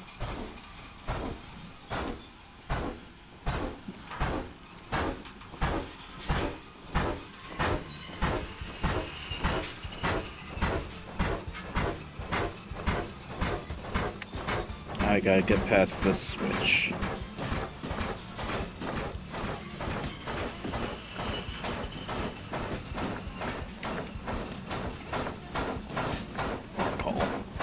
Let the fire get too low.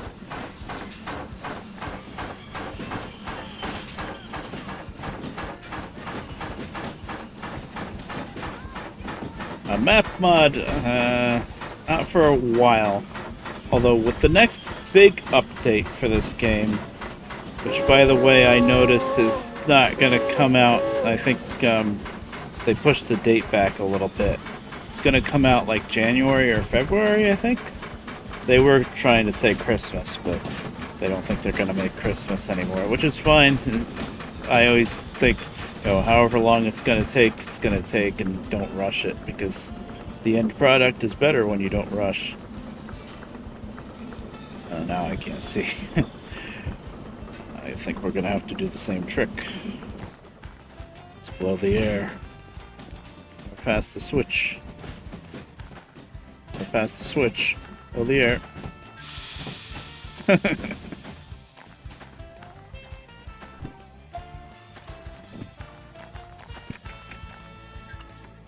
Let it air back up now.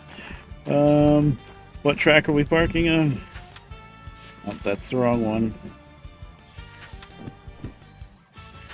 B1. Well, that makes sense. Yeah, it wouldn't fit on the other one, would it? Oh. Left, left. Yes, okay.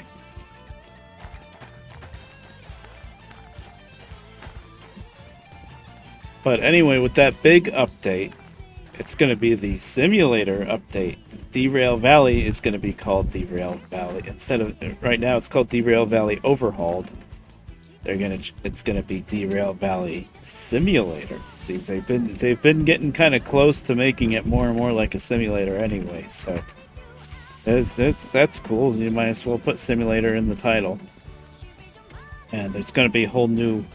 They teased an image of the opening menu screen, and there's going to be an actual menu screen with a way to pick what save you want to load. Like right now, when you start up the game, you just go boom right into the game, and you just have one save file. And if you want a different save file, you have to like back up or delete the save file you're working on and let it start a new one.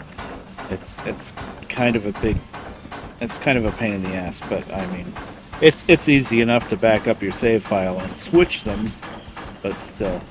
there's going to be an actual way to do that in the main menu. There's going to be a main menu. That's the big first step, right? And supposedly there's going to be mod support, like natively built into the game. I think with that, people are going to be able to make new models for locomotives and cars and all that kind of thing, and other stuff, maybe like even editing the map. I don't know if that's going to be a thing, but mod support, basically. Like maybe even like I'm guessing here, but maybe something like American Truck Simulator, where you have like an actual mod loader, you know, an actual menu that you can pick and choose what mods you want to have loaded in. That would be pretty sweet. I don't know if it's going to be that good, but that would be awesome if they did that. Okay, are we in yet?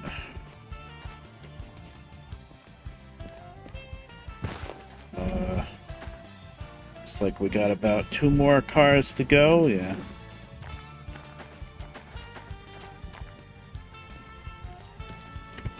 Which way can I actually see now? So when my tender is back where 2 cars is now.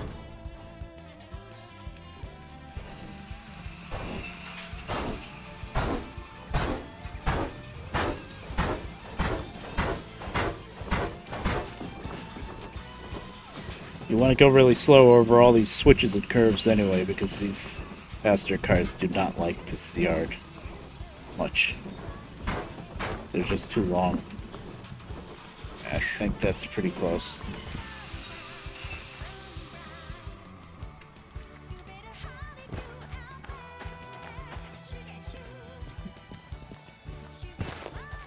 Hey, am I good or what? I couldn't even freaking see.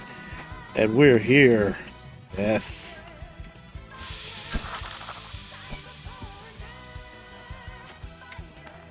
I don't know if I showed this off or not before, or if you remember, but the handbrakes, you know, the handbrake wheels that are added with the handbrake mod, they were like out here on the edge and it looked pretty funny. But now he moved them inside, and this one's on. I'm going to set one handbrake for this string. Look, it's in here now. Still a little silly because it's that same model as the handbrake wheel on the caboose, but you know, work with what you got.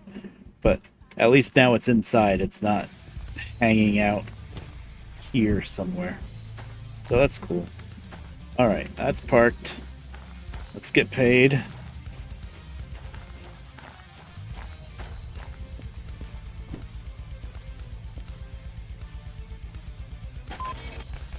No?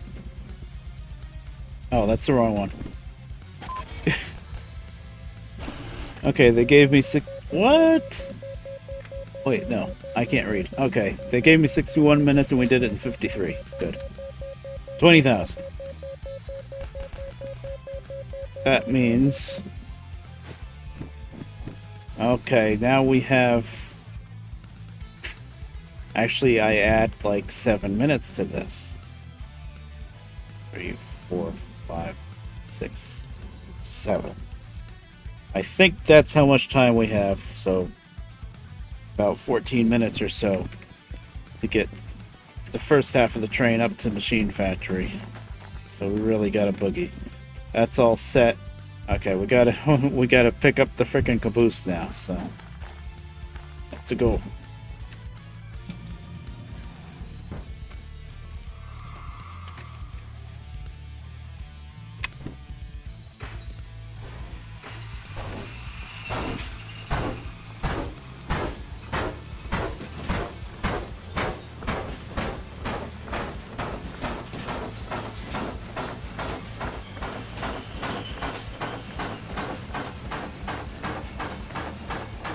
So one of the other things that's coming out with the big update that is pretty well confirmed is there's going to be a new locomotive officially, not a mod. There is going to be a new locomotive.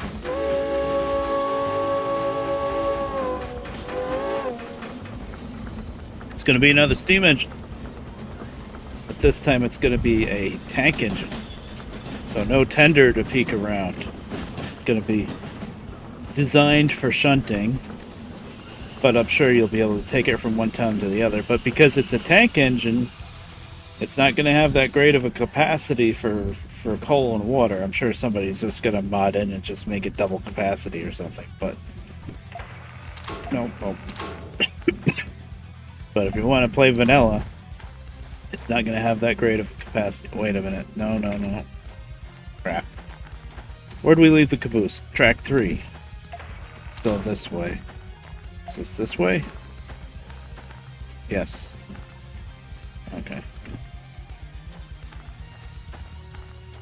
Hi, there's Sturgy. Yep. Yeah, I know. I really got it. Even if I'm not going to come up with a schedule, at least announce a little bit earlier. Actually, I was a little worried that I still wouldn't be able to stream today, because I thought today was pretty free, but I still had more work to do down in the living room, moving furniture around and cleaning and stuff, and there's still some other things that probably... No, I don't need... Didn't need to do that, but I did it.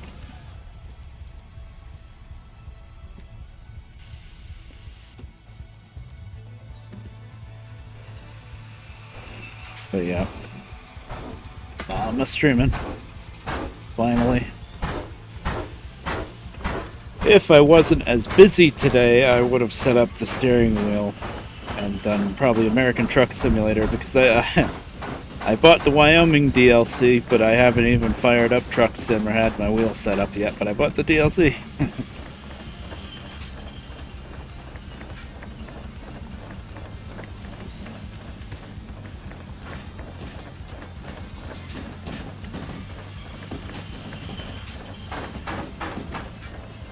Okay, I think we're gonna ride the back.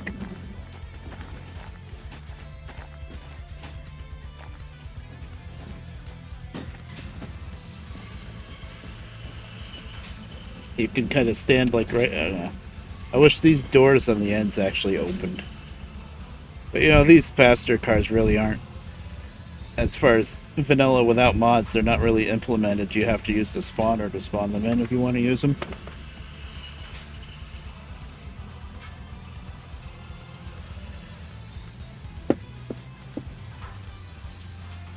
Oh, I missed that, Rumsey. Is it gonna be... Is it gonna be Thomas? No. I'm sure, because with the same update, it's gonna be a... they're gonna add mod support, whatever that really means. So, if it means that you can take a locomotive model and fiddle with it, you know, put it in Blender and mess around with it and put it back in, someone will make it into Thomas, probably. Now, the tank engine, though, is going to be S100 class, I think it's called, which is an American steam engine, switcher engine, but they made it for all sorts of different countries. They built them during World War II. So a lot of them are U.S. Army switchers, or they made them for the different Allied countries during World War II. Okay, we're going nice and slow, so I don't have to worry really about blowing the air, which is good because I can't really grab the thing. Oh, I'm glad the handbrake was on. I can't do any couplings from there.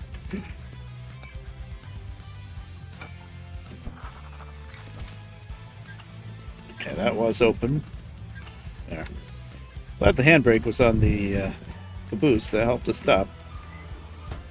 That was a little shady. Not super tiny, but a little small, yeah.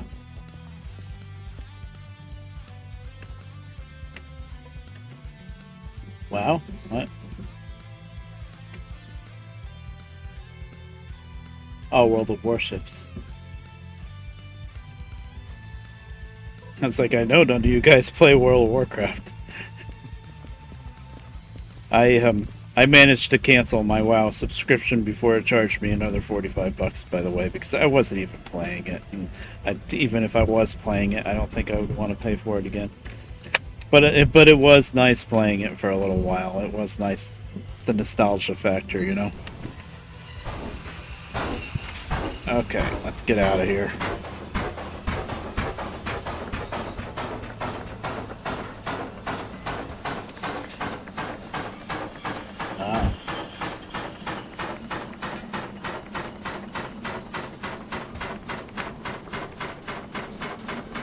World of Warships is one of those games that's free to play, but there's tons of microtransactions, right?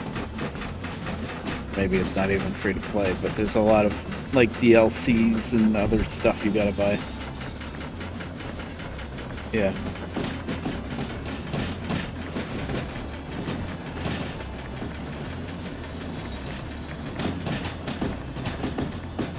And then there's World of Tanks too, I think.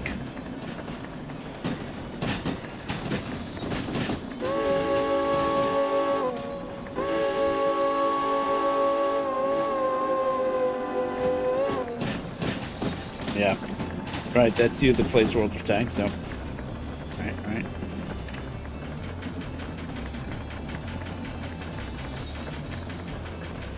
How fast are we going? I don't want to go much more than 20 on these switches. Good. Yeah, that's pretty toxic. It's kind of to be expected with any kind of online game, though. Especially if it's one... I don't know about that game specifically. Is that a game that you can play on Xbox, too? Or is that PC exclusive? It's probably PC exclusive, so I think that game's too fancy for console. But console gamers are really, really bad with their online nonsense. Trolling and telling people to kill themselves and stuff. It's just so stupid. Oh, okay.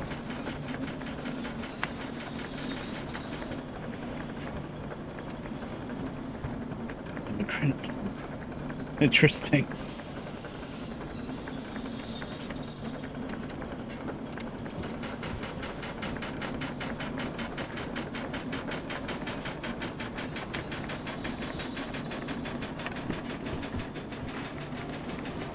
Yeah, the only real multiplayer game I ever really play is WoW, and the only time I play with other people is just a select group of people, and they're not really around anymore. So,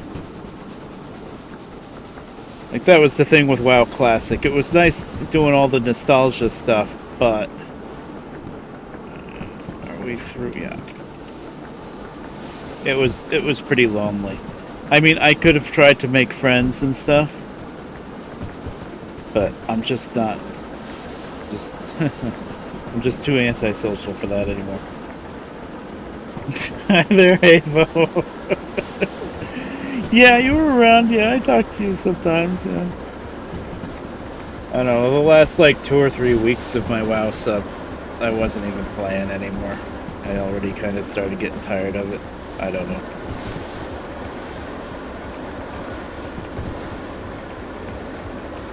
I wasn't even tired of it. I was just doing other stuff, I guess.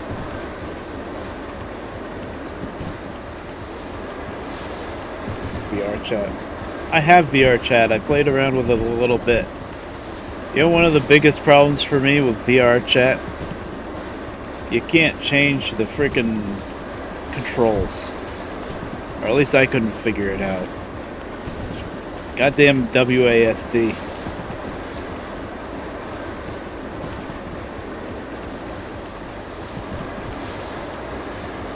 I can't do WASD. I'm left-handed. It just doesn't work. Okay, we're doing 80. Oh, we're getting some speed. Let's see if we can get up to machine factory in time. 60. Damn it. This is uphill, but now we've just got 5 passenger cars, so this is like a walk in the park for the steam engine. And we're burning through a lot of water. Oh, is this a switch already? That's not thrown right now. Okay, I do have to go a little slower for this. So this is uphill, so it's slowing down for me. I haven't even touched the brakes. Okay, 40 is good enough.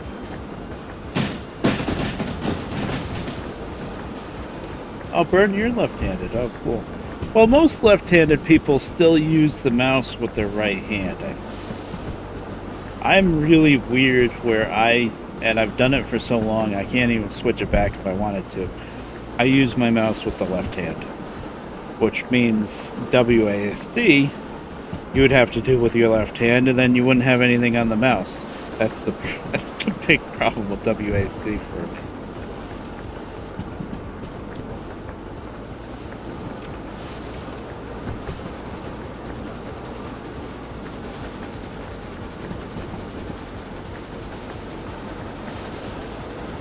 Yeah.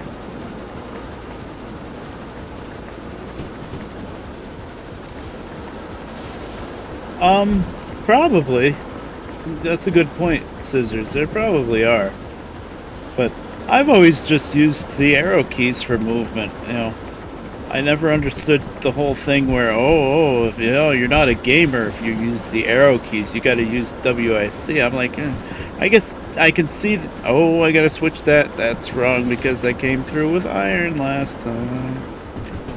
Okay, good. I was kind of looking for it. But, I understand the appeal of WASD because you've got all the other keys around you, like, you know, especially Q and E. But it's just never worked for me. I use what I use mostly for the other buttons besides the arrow keys is I use the numpad over to the right of the arrows. I use that a lot. But of course, nothing is natively numpad. Everybody thinks of numpad as goofy extra buttons.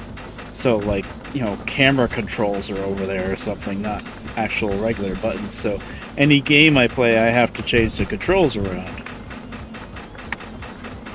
Which also would be a problem if I was starting a newish game, and somebody else was trying to tell me what to do. They would tell me, press this button, press that button, and I'd be like, nope, sorry, I changed it. Press W. I'm like, what does W do? Oh, you mean forward?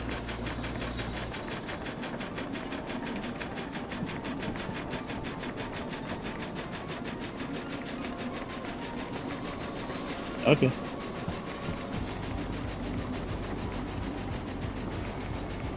Oh, there goes the bell. Damn it, I knew I was going to make it third time. What track are we going to? D1 LP and then store D4. Damn it. Yeah, it just takes too damn long to do that switching.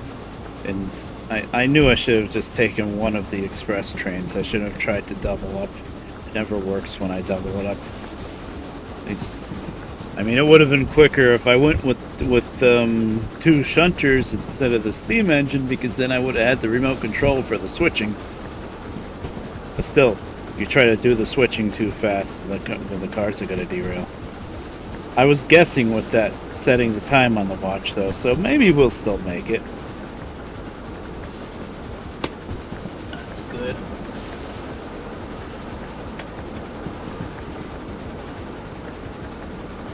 Oh, no, don't worry about it. I wouldn't have made it anyway.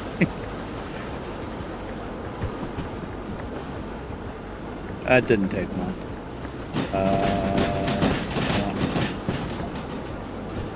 One thing they added with this latest small update is, notice now the switch stands actually light up when you're pointing at it, so you know for sure what you're pointing the thing at. That's a huge upgrade. Oh, 40 is a little fast for this switch.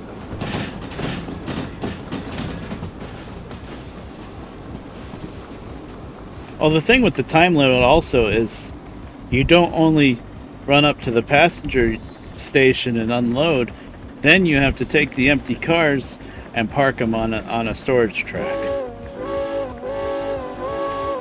I'm being lazy and using the button for the whistle instead of pulling the cord. That never really works too good. Alright, Broadway Limited running behind.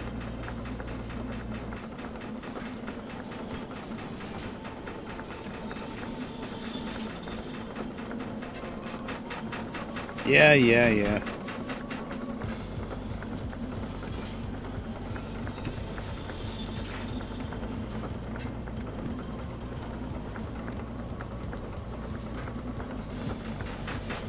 Come on.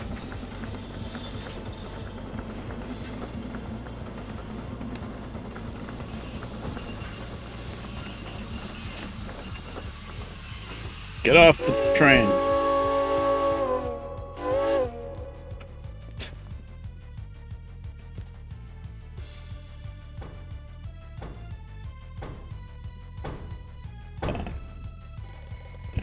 Okay, let's go.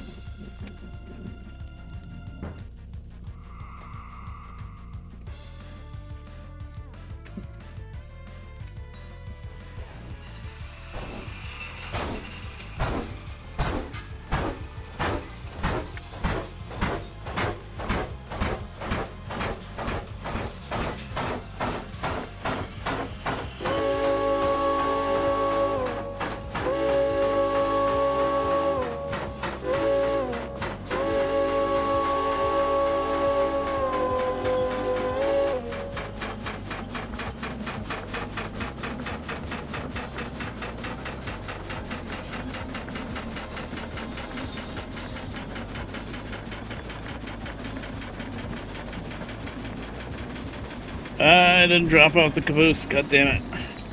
Screw it, I'm just gonna shove it in there. Deal with it later.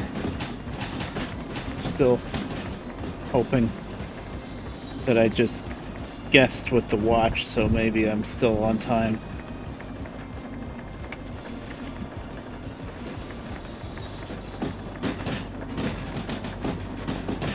Okay.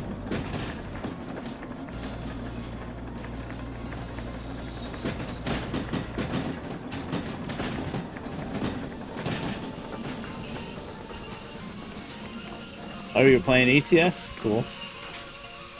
Sorry, I replied after you said BRB.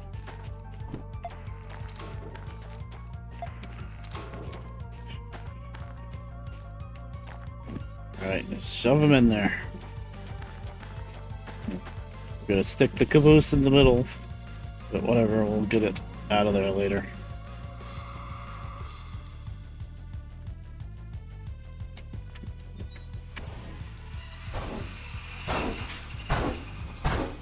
I should have mentioned this earlier and asked, but I think the music is probably too quiet, isn't it?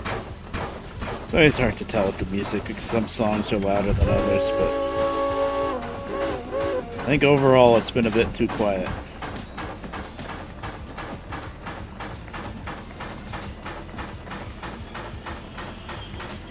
Now, I have the boombox, but I didn't buy the different cassettes yet. And for copyright reasons, that's really the only thing I can play with the boombox on stream is the cassettes with the pre-made playlists.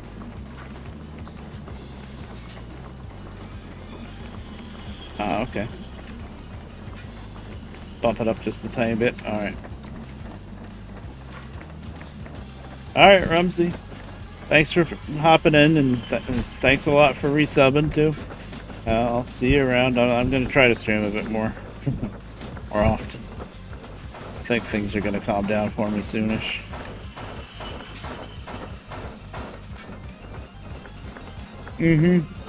Yeah, it's just the nature of the beast when we live in a digital age with the music, and you're always just, you know, downloading a song here, a song there, and they all have different volume levels. It's the downside of doing music that way, as opposed to like buying a CD and ripping the CDs down. Oh, I thought we bumped. You know what? There's only 2 cars there. I'm just gonna shove the freaking handbrakes. I don't care. Well, not handbrakes, but you know. I'm not gonna hook up the air so I can release the brakes nicely. Gotta go slow though, because if I damage those cars, that's gonna wipe out everything.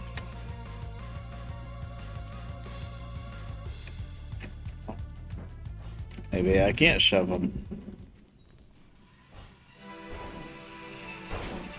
Come on, it's only 2 cars. This might be causing a little bit of damage, actually. I don't know how realistic this is, but we're shoving 2 cars with the brakes on. That's the problem. I'm running out of steam. Come on, we're almost there. Well, I think it'll take that. Past the points. Yeah, I think it'll take that. Let's see. The station's right here anyway. Yeah, she took it. 76 minutes. Yeah. And don't worry, Scissor says that the caboose didn't make much of a difference. We were a full almost 10 minutes late. Oh well. Yeah, I've never once done a double express run and it works because it just takes too long to switch out the first set of cars that you'll never make it to the second place in time. But hey, we have $194,000, which means we're pretty darn close to being able to buy the DE6 if we want to. Maybe I will do that. Last time around, I saved the DE6 for the very last license to buy. This time I might get it sooner. Because it is fun to run the DE6 too. It's a little on the boring side because as opposed to the steam engine where you're having to shovel coal and add water and all that malarkey, the big DE6 diesel you just throttle up and go basically.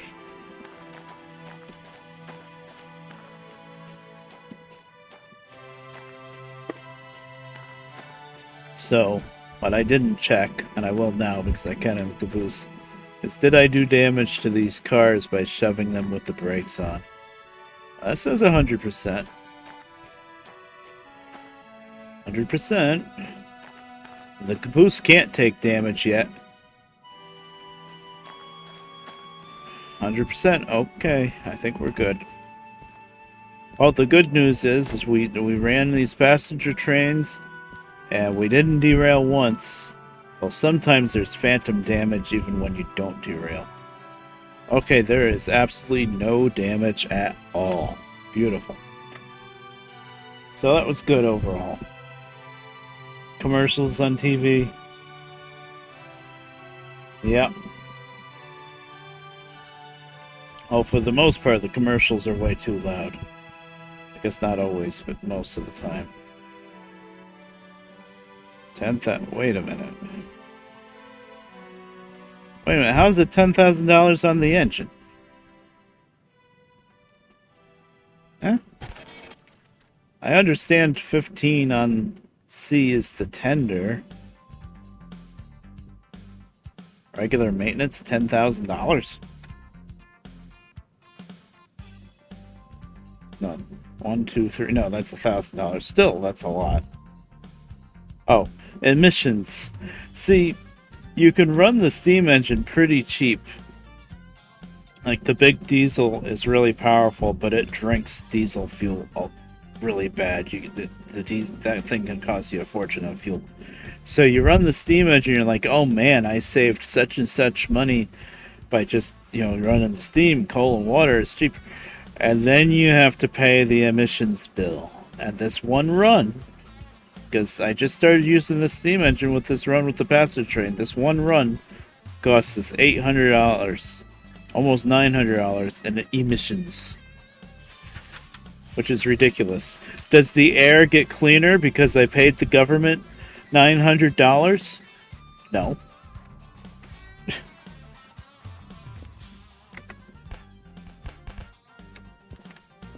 Stupid. Anyway.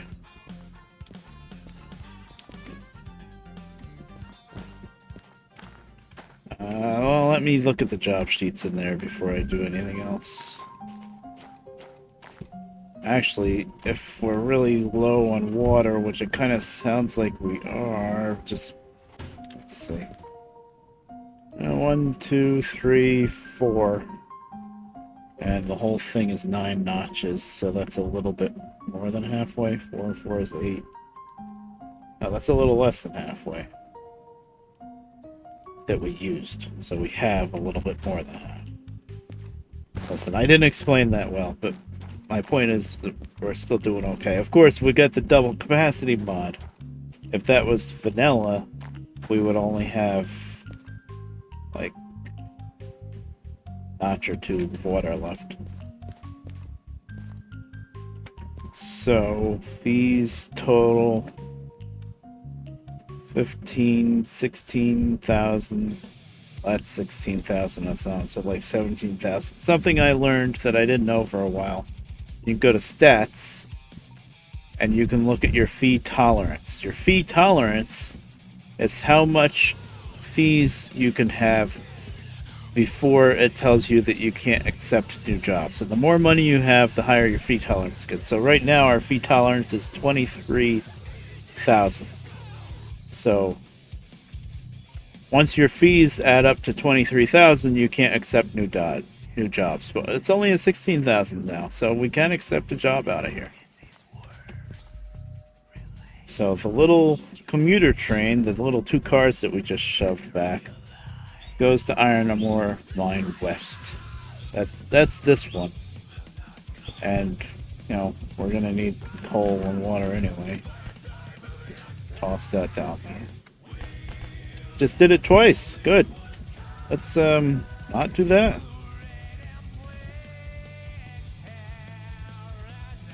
Nah, there's Sergi. Welcome back. Now, where's the express go? Food factory. Now, from here to food factory,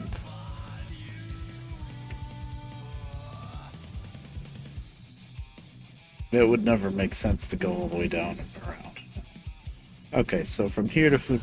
So we could take the 2 cars to Iron Ore Mine West, and then keep going to food factory.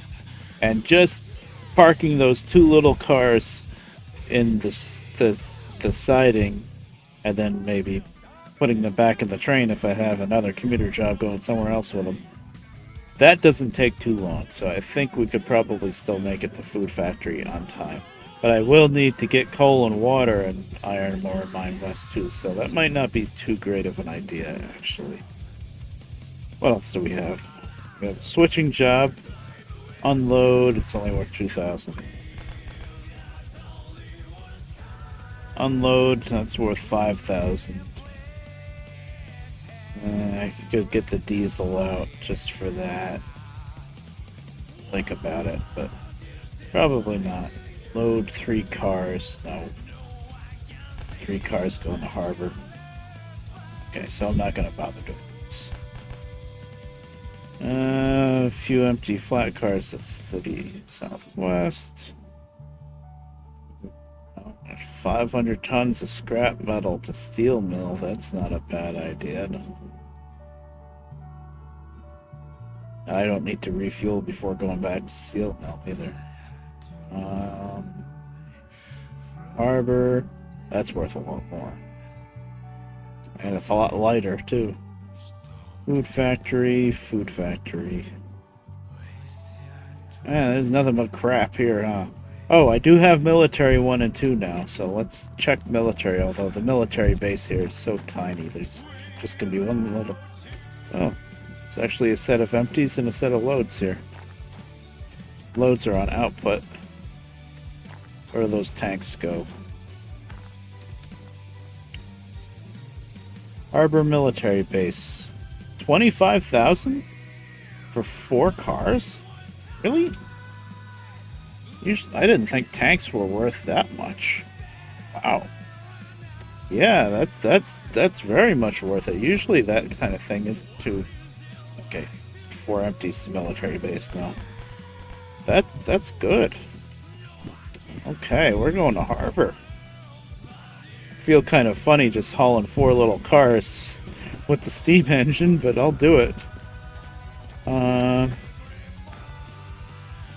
Okay, so let me get my caboose out of here now that I know that I'm not doing the passenger run. Where did the express go? Food factory. Yeah, I'm not going to food factory. What else was there? Was there anything else going to harbor? Yes. Screw it. We'll do this too. That's another 19,000. Okay. That's easy enough. Alright. Alright, let's get the caboose out of there. Gotta turn the engine around. Actually, there's a Y right here. I don't have to run the engine over to the roundhouse. There's a Y right here. So, let me just get the caboose out then.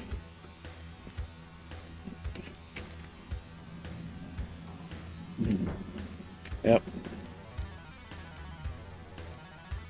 I'm gonna combine the two jobs. We're gonna do tanks and excavators, it looked like.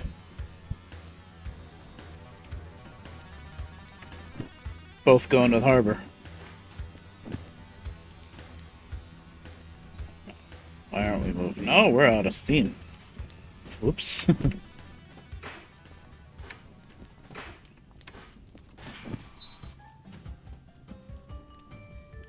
I see. That's why we're not moving. Well, not out, but low enough that you don't get much power. I'm not dragging any brakes, right? I never hooked up to those other cars. Shouldn't be dragging any brakes. Did I set a handbrake? No. I don't think I set a handbrake.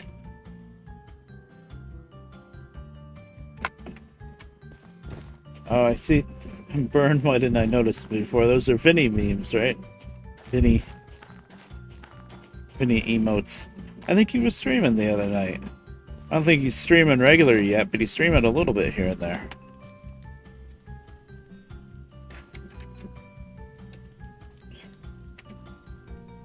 I miss Vinny. I used to watch him almost every night. Well, I don't watch him every night.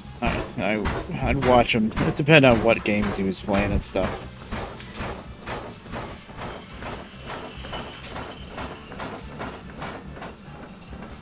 You used a Prime sub on him? Cool. I think I managed to get gifted a sub to him once or twice, which was pretty neat considering there's like, what, thousands of people watching, so... Okay, we're just gonna kick the caboose off on this track.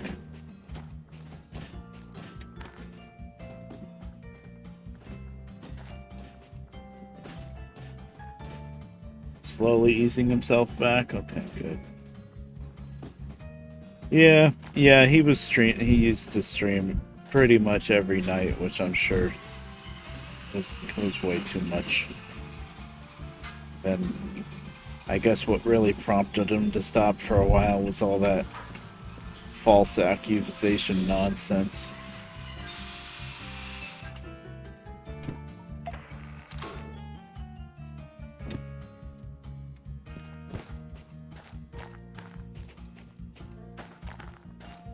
Oh, that's cool.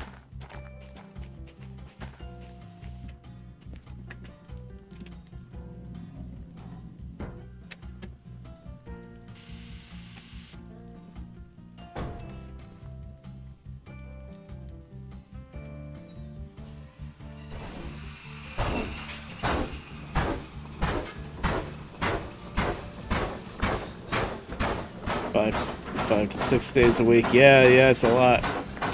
When I first, well, not first started streaming, I've streamed on and off for years, but this year when I decided, you know what, I'm going to stream more, I've got a better computer, and I'm going to get affiliate stuff, I was streaming most days in the beginning, those first few months at least, to get the affiliate, and then I started backing off. Now, lately I haven't done much at all, but life. I want to get back into doing it a bit more often. Not that often, but... Alright, closed the angle cock and disconnected, so yeah, we can just do that.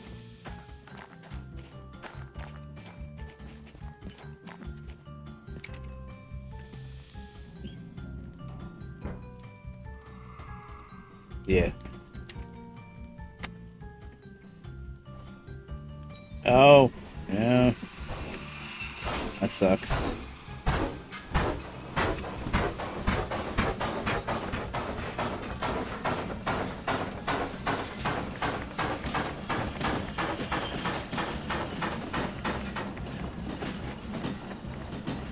Oh no. Oh, that sucks, Burn.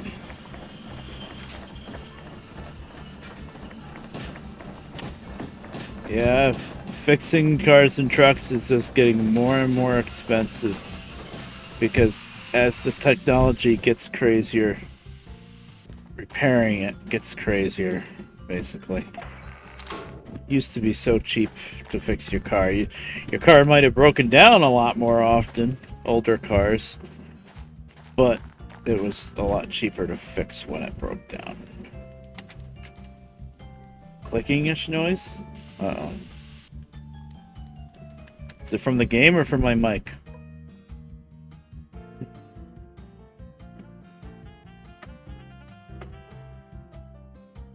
Oh, from the game, okay.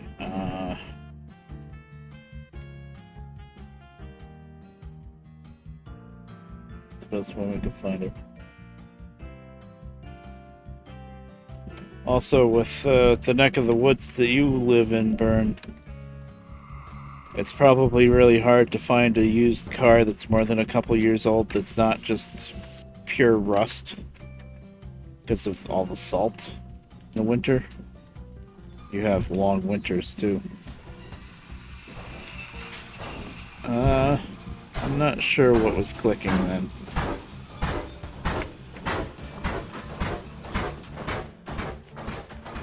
Yeah.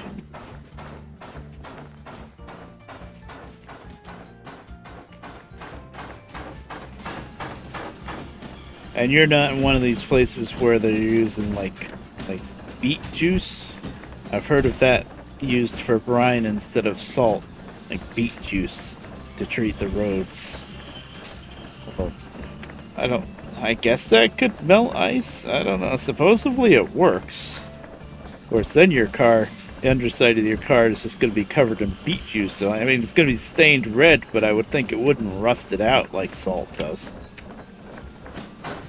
I don't think it works as good as salt, though. I doubt it.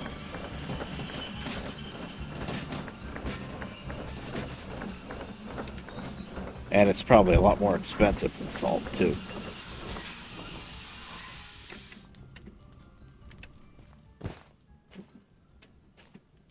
Yeah. Well, I mean, what you got to do if you live in an area like that where there's so much salt is, like, I don't know how often, probably like once a week, just take it to the car wash. It's just like another expense, like just consider it like fuel. You just gotta wash that underside and try to keep getting that salt back off before it starts rotting out the car. And still, it's still gonna rot eventually, but you'll get further along before it rusts. That was the main thing with my Jeep, the reason why we got rid of it. And nobody was driving it, too.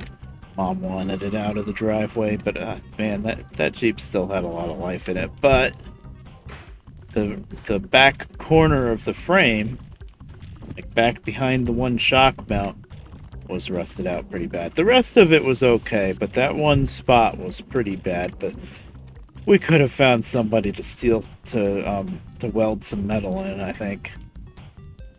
And I'm sure whoever bought it did that, because it still ran pretty good. It was a little, the carburetor was a little funky. It would stall kind of easily, especially when you're slowing down to a stop. I think the intake manifold leaked, let too much air in. The good thing about driving a stick, though, if it stalls and you're still rolling, just pop the clutch back up and you'll just start back up.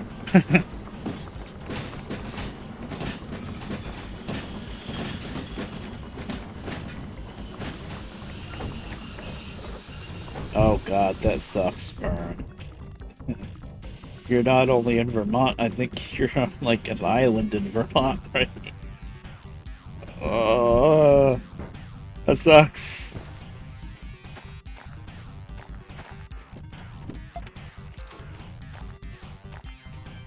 You're really rural. And it's not like you can wash it yourself in the frickin' wintertime. The water's just gonna freeze. It has to be a car wash. Oh,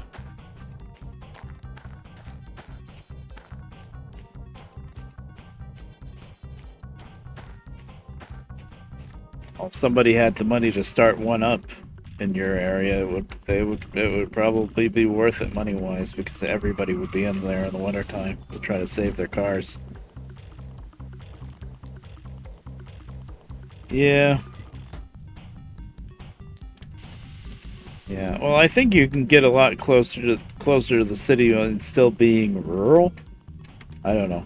I'm in a city, but it's a decent sized city, but it's not, New York City. I'm a couple hours north of New York City, so it's not rural, but it's not crazy metropolis crap either.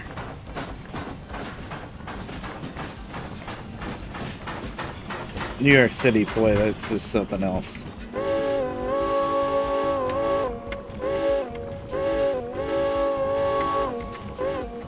Well, that was pretty good for not pulling the cord, just hitting the button.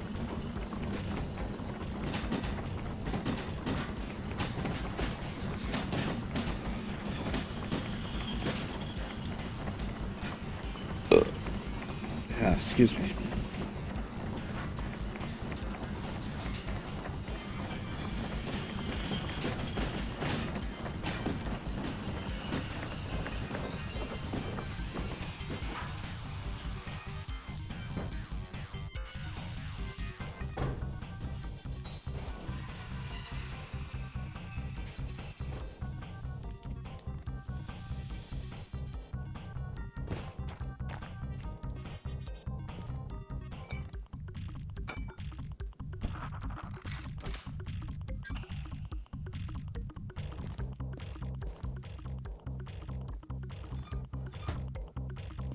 Number. Let me just... What number is this? 38. Number's the engine. 39.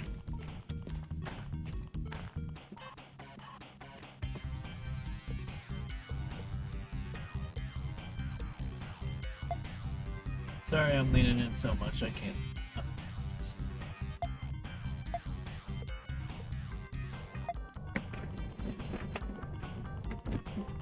I'll get rid of that next time I leave the game because there's no point in having it working on the tender if I don't have it working on the engine too. Did I hook up? Not only I'm blind, you see, I have Alzheimer's disease. It's not even funny, but short-term memory. Alright, we'll go into the military base, grab that set. Yeah, it doesn't matter which end they're on. And park it on the main line there. Run around. Grab the excavators. Park it on the other end. Then turn the engine around.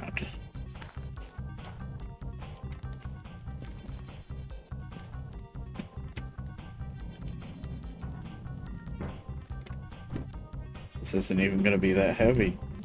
The excavators are 200 tons, and the 4 tank cars are probably flat cars with tanks on it. That is, probably not even 200 tons. So that's going to be pretty light.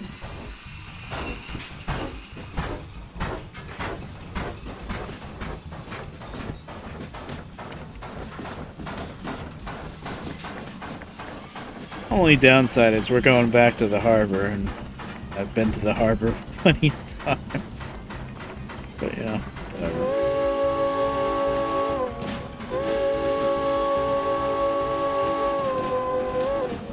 But maybe when we get down to the harbor, we'll have enough money, we'll get the DE6, the big diesel.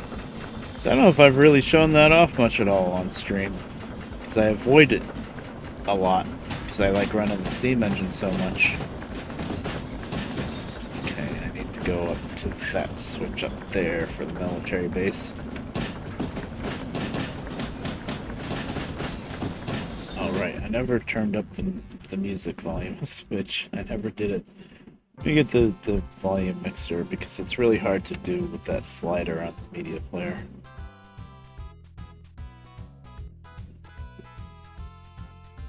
Maybe I'll just leave it here. I think it's at like 2.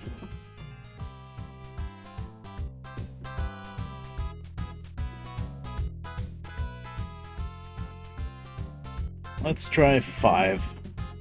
It's probably gonna get too loud, but let's try it.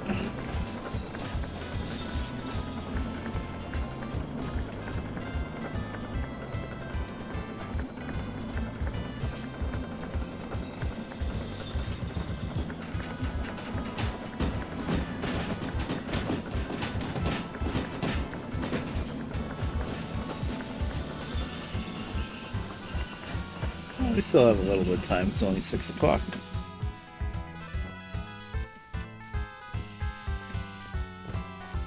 Probably stream until about 7 or so. Go longer, but I could just like take a little break while I'm eating dinner, depending on what dinner is gonna be. How complicated it is. Sometimes it's something messy and but I don't know. Okay. Also, I think Spot will be streaming tonight. I think he didn't release his schedule yet, though. He has been streaming Monday through Thursday nights, so. Hey, maybe we can raid him. I don't know if I'll be streaming that late, though.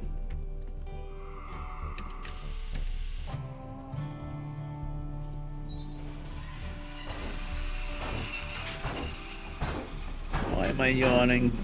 I slept. I guess I've been sleeping a bit at nighttime and a bit of the day. The worst of both worlds. How do you even manage that? You beat me.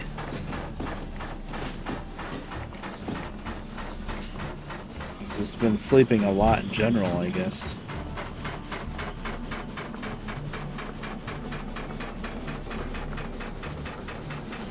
The siding for the machine factory, for the military base, I mean, is pretty interesting. It swings out wide and then crosses over all the other tracks.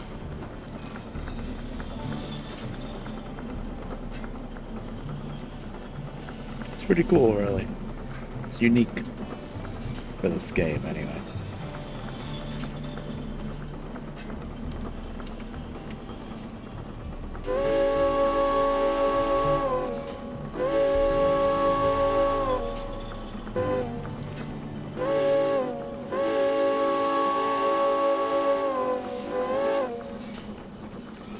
Now, Burn, I'm pretty sure you don't have a wheel for American Truck Sim, but you do have probably an Xbox controller, I'm guessing.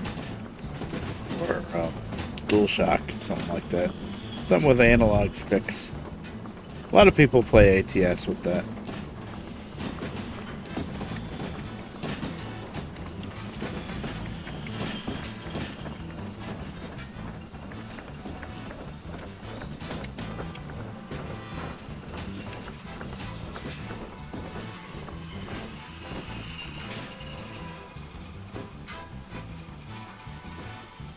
PS4 controller, that'll work. Anything with analog sticks. Me personally, I know that the most popular thing for like PC gamers for a controller is everybody always talks about an Xbox controller. Me, I don't know if I would like that because I've never had an Xbox controller. I've never had an Xbox. I've never used an Xbox controller. But I did used to use PlayStation controllers back in the day. I still have a working PS2 actually. Actually, I fixed it not too terribly long enough. I replaced long ago. I replaced the laser eye inside the PS2. Now it works again. It's really good. But I've only ever used a PlayStation type controller, so if I want to get a controller for my computer, which I really should have one for some games, then I would probably get a DualShock because that's what I'm used to. Even though I guess ergonomically or whatever, Xbox controllers are supposed to be better.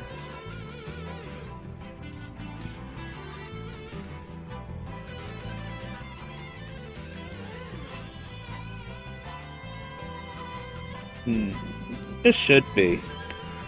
I think people play with the PS4 controllers on PC. You've used Xbox controller but never had an Xbox, okay. Oh no, you played on an Xbox but you own your own. Right, yeah, there's an Xbox 360, Xbox One. A Series X, I guess, is the brand new one. I think the older of whichever the older of the two Xboxes it is, 360 I think is older than one, which doesn't make any damn sense, but that's whatever. But I think the Xbox 360 controller is supposed to be a little bit more accurate and easier to use on a PC than the 360. No, then the one. It's so confusing. That one is not the first one, but that's what I heard anyway. But I would never know. I think they probably both have their ups and downs.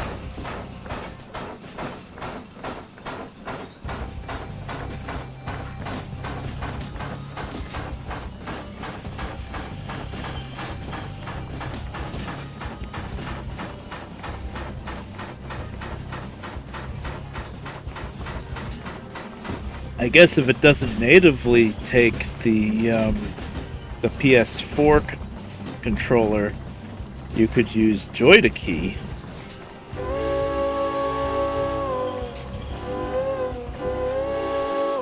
But the problem with that Joy-to-Key is I don't know how well the analog bit of it is. Like the gas and brake pedal might be more like you're just hitting buttons instead of getting the better control of using the analog stick.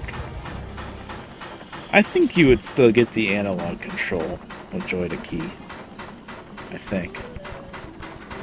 I haven't used Joy-to-Key too much. I used to use something very similar called X-Patter, but that doesn't work on Windows 10 apparently.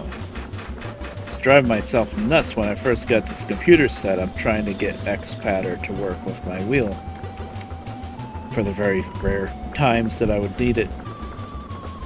But I could not get that program to work right. It would just keep crashing and stuff. And then I read online, they were like, yeah, it doesn't really work on Windows 10. Oh, okay, so now I got Joy-to-Key, which of course had to set up from scratch.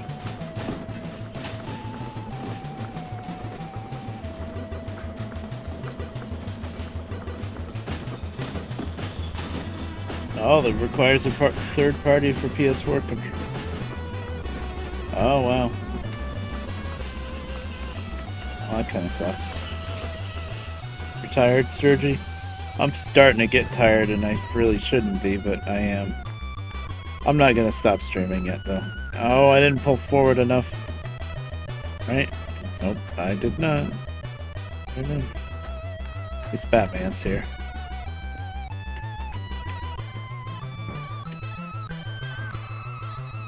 Oh, that sucks. Yeah, you'll need to use Joy-to-Key then, probably. It would still be better than playing with, like, WASD on the keyboard. Powered up. Come on, it's 4 little cars. Why aren't we moving?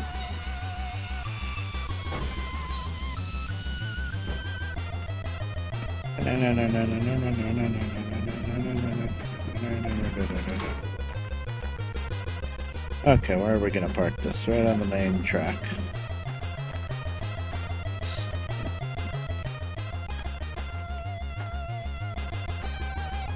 Get the Donkey Kong bongos, yes. The faster you go, the faster you hit the gas. that would be hilarious. I'm sure somebody beat Dark Souls with the friggin' bongos. Beat Dark Souls with just about everything. Joel, I think, did it with the Guitar Hero controller. With the guitar. How the hell do you play freaking Dark Souls with a guitar? He did it. Wow. That's crazy. And I thought I was being really fancy doing Dark Souls with my steering wheel. Which I can do. Haven't tried it in a long time, but I did a few streams of that a couple years ago, I think. Wheel Souls. It's not like I really made it anywhere, but... I beat the Tourist Demon, but it was cheating because I just kind of... I think I got the Tourist Demon down maybe halfway, but then... And I wasn't even trying to do this, but I ended up baiting him into falling off the cliff. The Tourist Demon. So technically, yeah, I got past the Tourist Demon, but I didn't really kill him myself. And then I kind of ended up going around in circles a lot and stuff, and I remember making it to the big bridge where the big giant F-off dragon is, and figuring out how to go down under the top deck of the bridge to avoid the dragon, basically. And I think you had to fight like poisonous giant rats or something. And then there was a boar.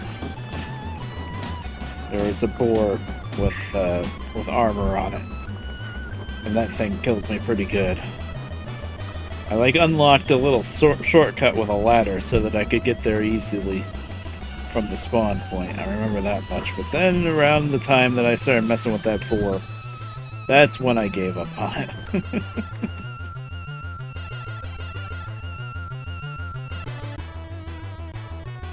Hardwired a banana as the controller. Sensors on a fishbowl somehow killed the silent demon with their fish. That's great. That's great. Oh, the internet is amazing. Oh no, why did I do that? Brain. Well, I did want to disconnect, but it's not here. I want to disconnect from the caboose. The caboose is staying here, you see. Okay. Open, closed, okay.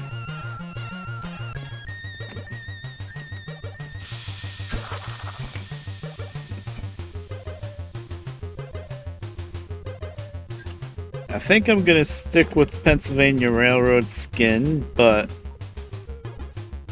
this fancy striped skin is a little bit too much since we're not hauling passengers anymore, so I'm gonna go with ERR dirty. There. Still Pennsylvania, but the engine's got like a dirt layer. There's no pretty stripes anymore.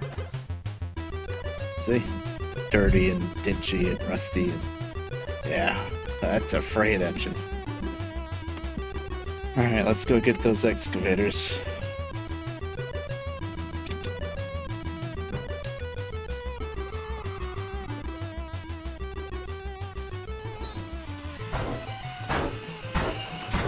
Trucks with fish sensors. The problem with any of that is, unlike Dark Souls, with the truck game you have to kind of just hold the gas pedal down for a while, as opposed to just putting in certain little commands here and there. So I don't think that will work so well.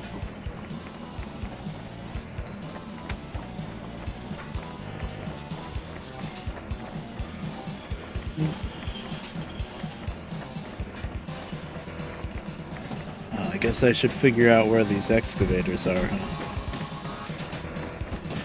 You can't tell because I don't have the webcam on today, but I was just yawning a bit, so yeah, I'm getting tired. I don't know why. 6 o'clock. And what I'm gonna do is I'll eat at 7. I'll probably stream until 7, hopefully, unless I get really, really tired and I stop before that. But I'll eat at 7, and then I'll probably fall asleep by 8 o'clock, and then I'll be awake at 1, 2 in the morning, and I'll be up all night. That's what I did last night. That's why I'm tired now. I figured it out.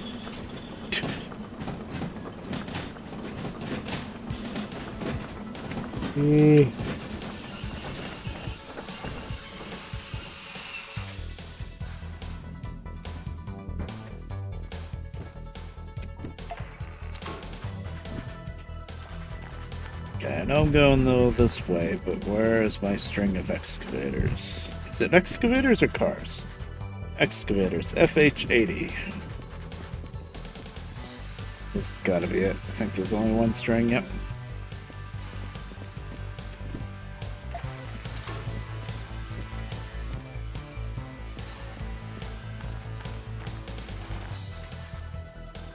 I don't want to grab them from this end though. I want to run around.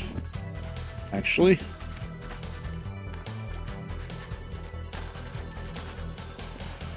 Is there an empty track in the middle? Yeah.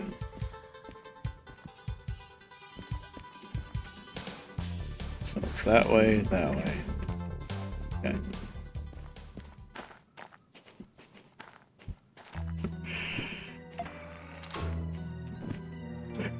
The music from The Ring, Terror's Realm.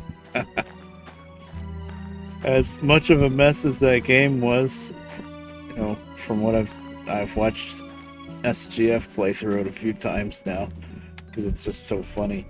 The music's pretty darn good for the most part, except the one that just does jump scare sounds all the time. And I don't know, that game's not as bad as at first it looks, I think. Although I've never played it, I'm sure the controls are god-awful. That's the thing.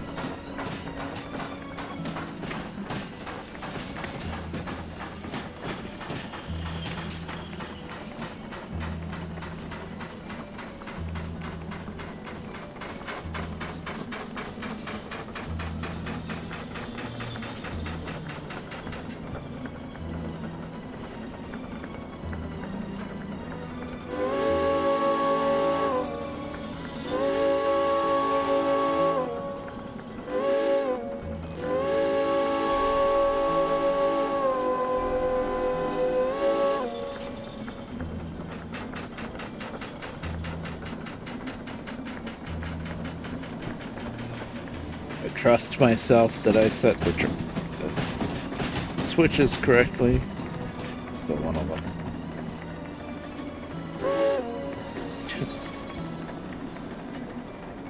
Straight, yes.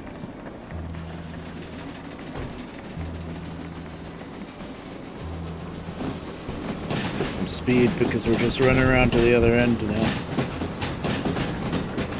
Oh! Is there a ShopRite container that I can show off? I don't think there was. There's not many cars here. Looks like it. I'll look after we park.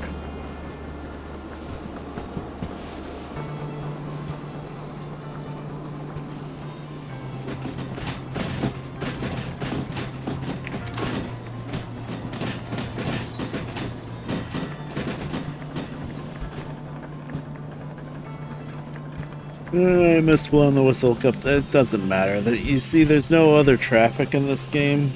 Some people have mentioned that in this game you're pretty much post-apocalypse. Like everybody else died, but you don't know it yet, and you know, you still want to run the trains, and somehow the factories still work. Some people have even joked about adding like zombies to this game, making it more like survival horror.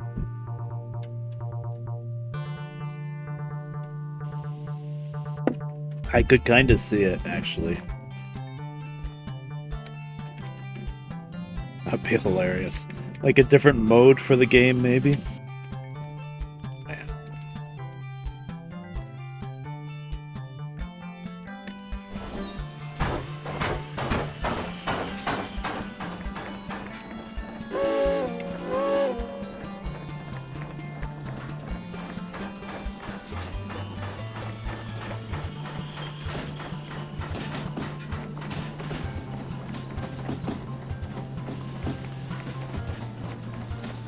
I'm just being lazy now and just sticking my head out the side.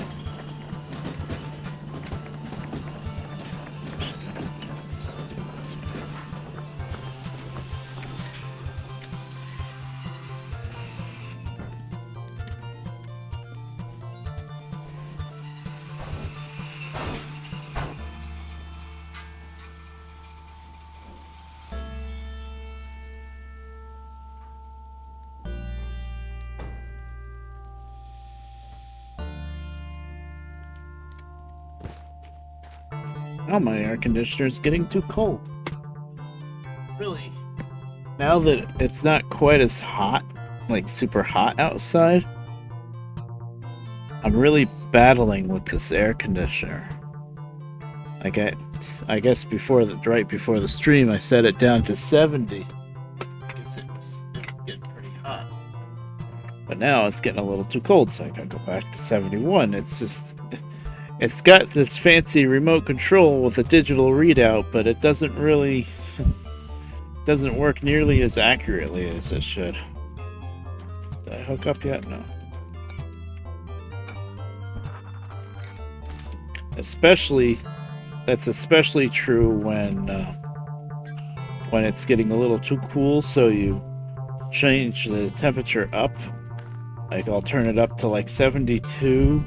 Especially if I go up to 73, God forbid. Then, a little bit later, it gets really warm in the room, and you look at the remote, and it has a button to show what temperature it actually is. And it's actually like 78, 79 degrees, and it's set at 73, but the stupid thing's still not turning on until you turn it down to 70. It doesn't make any sense to me. Doesn't make any sense at all to me. It's like it gets lazy.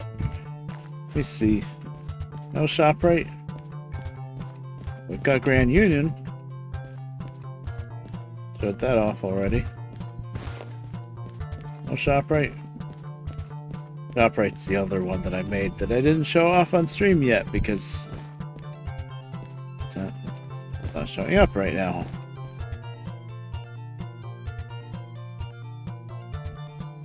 You just check something real quick, like here, I'll put it back on ATS so you can see my monitor.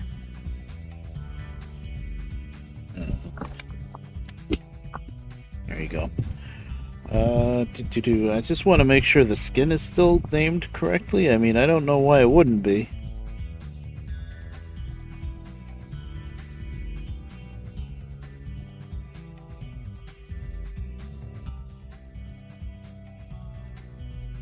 Why I'm bothering showing the monitor. It's not like you're going to be able to read this anyway.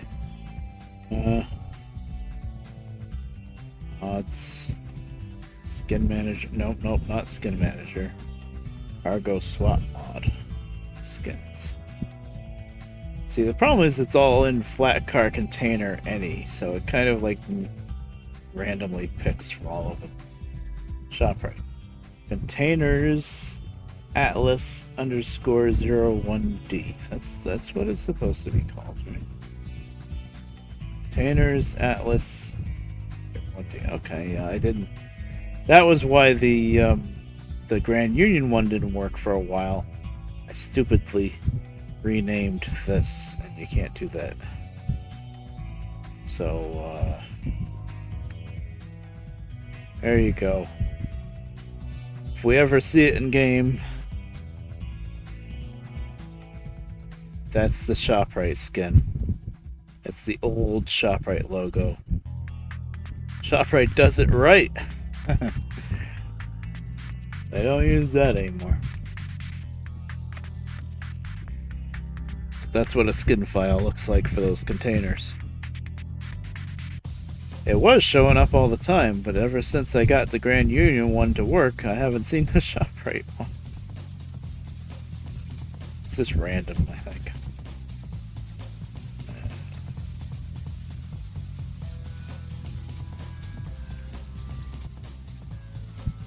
Oh, the Nepsi one. Yeah, there's the Nepsi one with the Nep.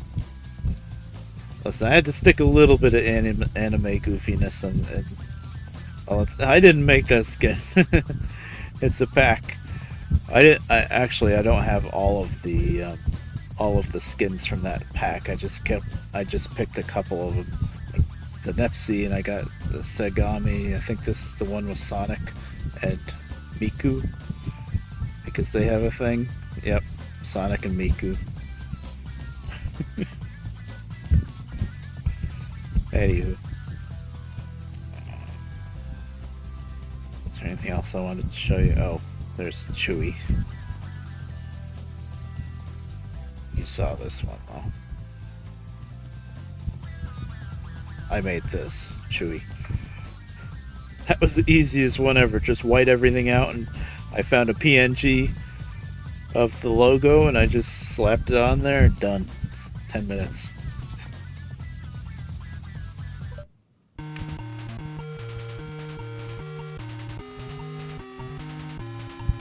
Okay.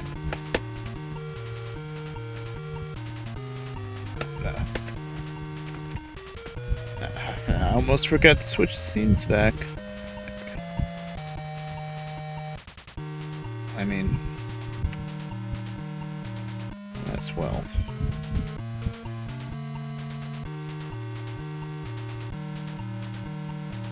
No, I moved the wrong thing, you see. Crap.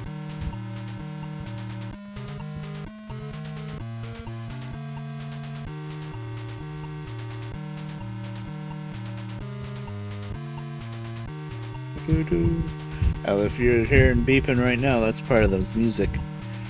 Very early video game music. The Atari 2600 actually had a game with music, and the music would cut off and cut back on just like that in the game. But it's very early for music to be in video games back then. Hello? Ah.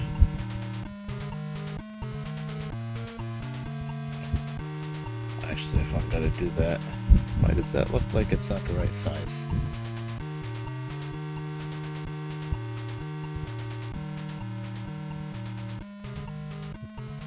Oh god.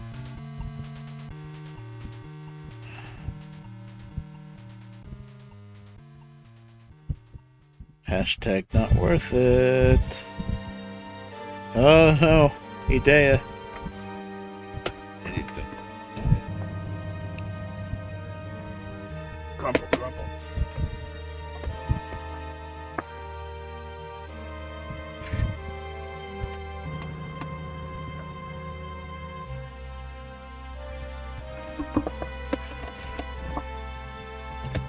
I didn't get my mic, did I? So professional.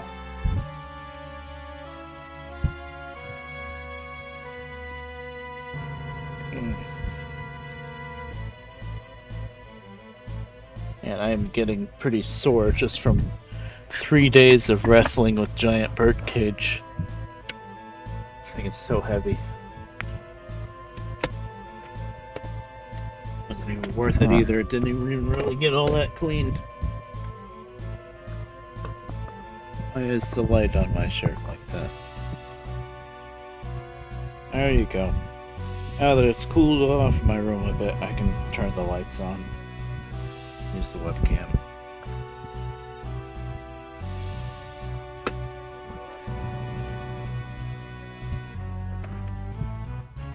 We gotta get it set up for next time anyway, I guess. They're gonna be streaming for another, what, half hour maybe?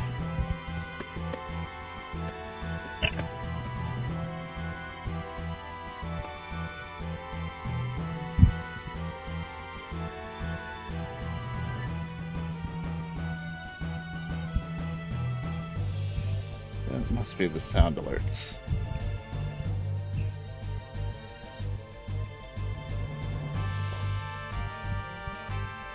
Huh?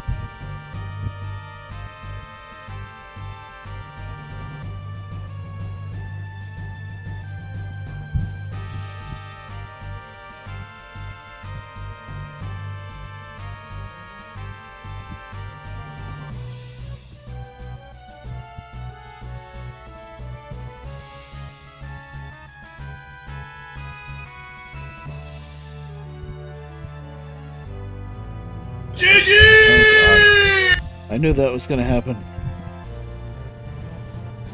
Okay, yeah, that's the sound alerts. Okay.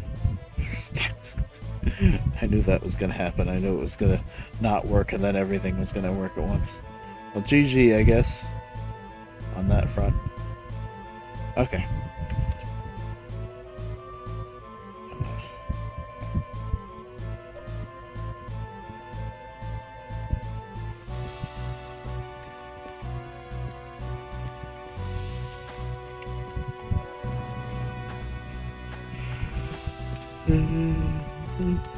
Huh.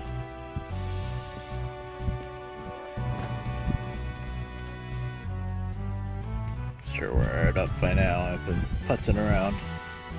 Yep. Looking for the ShopRite container.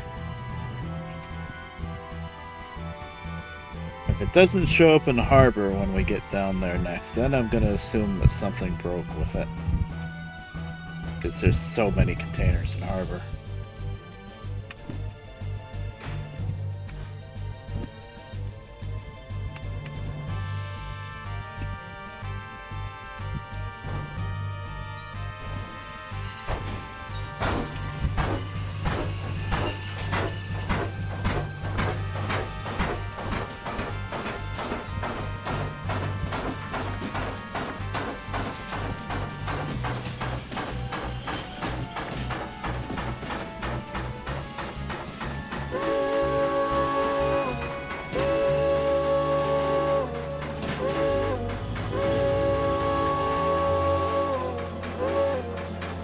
The last few days, at least, it hasn't been really hot, but it's been really humid. And because it's usually humid and hot, it goes right together. Humidity sucks so much. But usually, you know, you get a tell kind of thing that it's going to be humid because it's also hot, at least where I live. But when it's like this, where it's not super hot, but it's really humid, I mean, it's better than being both hot and humid, but it creeps up on you. You don't notice it. You're like, oh, it's not that warm today, it's okay. And then all of a sudden, eventually you realize, you're like, wait a minute. I'm like breathing water right now. Oh, it's humid. Oh.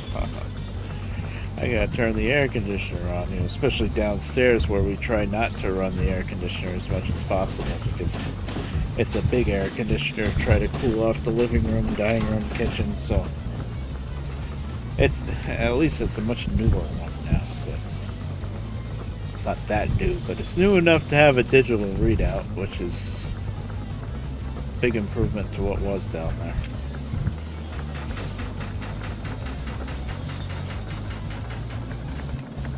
Still, it just catches up on you. You think it's okay, and then you start doing stuff, and you're like, oh, the weather is not good today. Oh. That's how it's been with that cage. Like, everything seemed okay, and then I started working on the cage and carrying around one of the big heavy pieces of it around the house, and then I'm like, oh, I'm like sweating like a fish all of a sudden.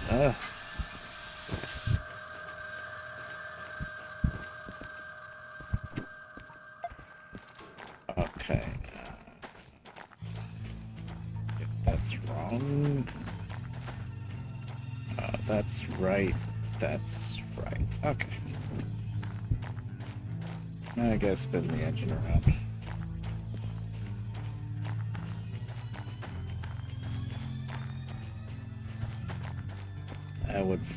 I went down a little bit further than I needed to, but whatever.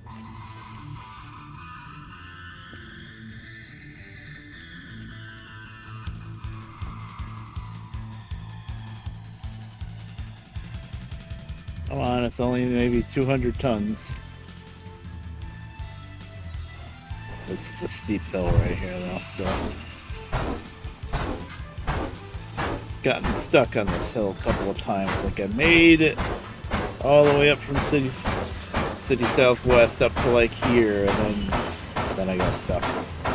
Back when I was just running around with the shunter.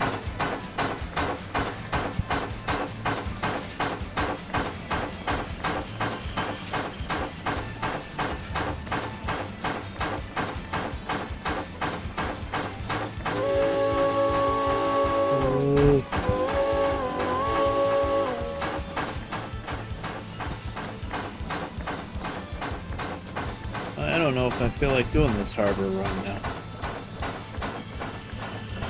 I'm tired. That's not that short of a run either. Why am I not that low on steam?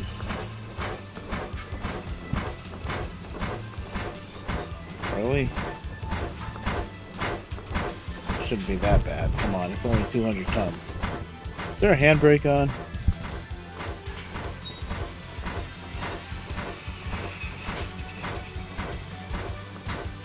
No. Has air, right? Air's full. Okay.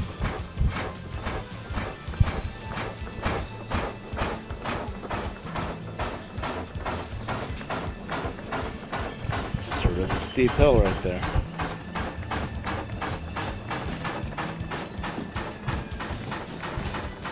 I guess I was starting to get low on steam.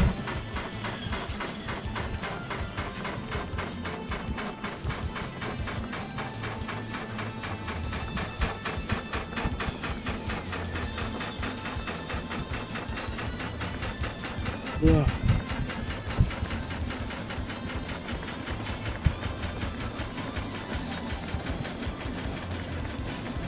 Alright, side effects of getting tired is not blowing the whistle for the crossings anymore. But it matters. I think maybe with the big update, the big simulator update that's gonna come out in like February, January or February, somewhere around there. I think they're gonna add a little bit of car traffic to the roads. Just for a little bit more realism. It's probably not going to have collisions or anything. But then it would give you a little bit more of a reason to blow the whistle for the crossings, if there's actually cars around.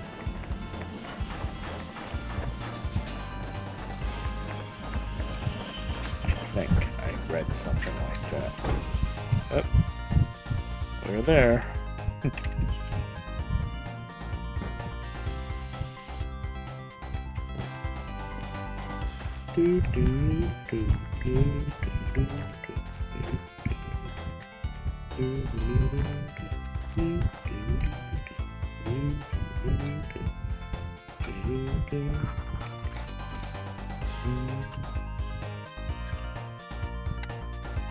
Make sure there's no handbrakes. I'm pretty sure I didn't set one though. There's the tank. There's World of Tanks right here. What kind of tank it is, but it's a tank. Prong was here. He would know what kind of tank it was. It's probably Soviet of some sort, because the developers of this game are from, like, Serbia, I think, Eastern Europe. So.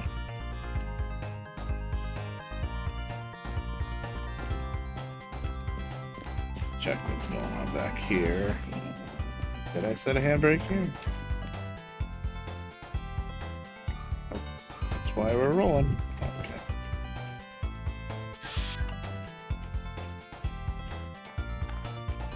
I still gotta get the job sheet for the military one. Why I didn't grab it.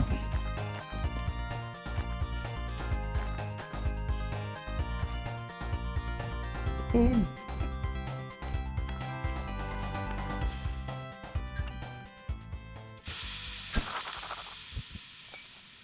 So we're gonna get this train ready to go, but I'm not gonna actually make the run down to harbor now.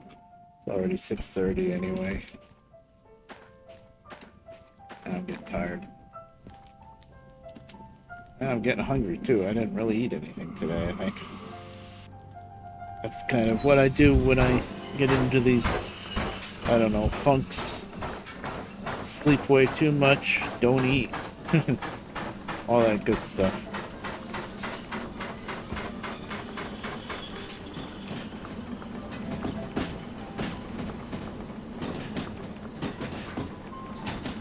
VTubers have been keeping me thoroughly entertained, though.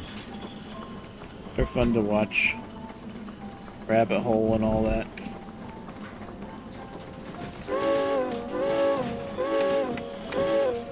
Hololive English. They're all going through their 1-year anniversary now, and it's funny that most of them were looking back on their debut streams and making fun of themselves, which is always funny.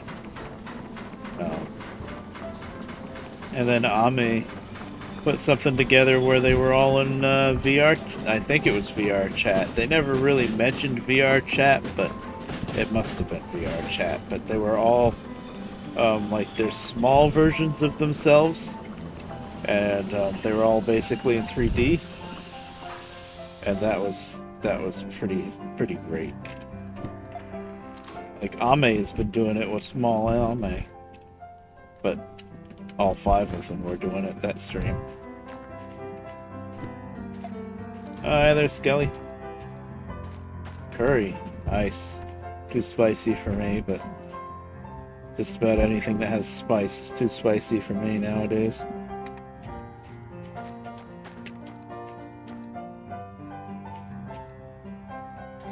Oh, okay, Burn. That'd be cool.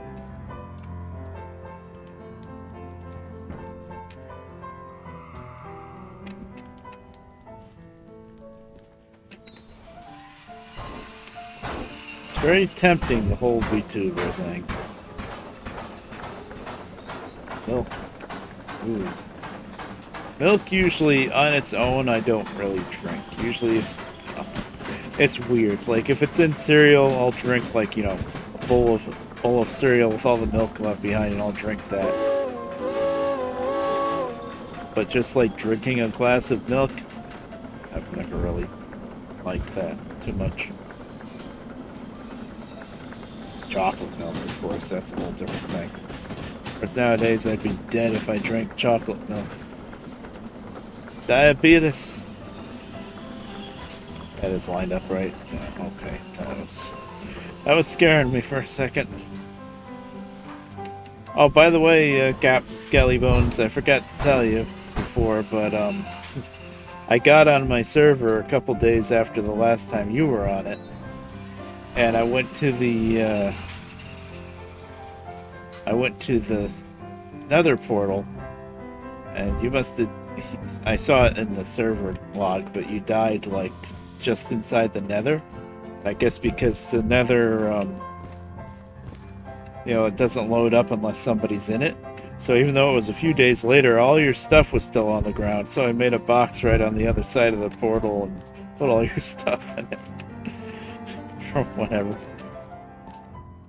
Yeah.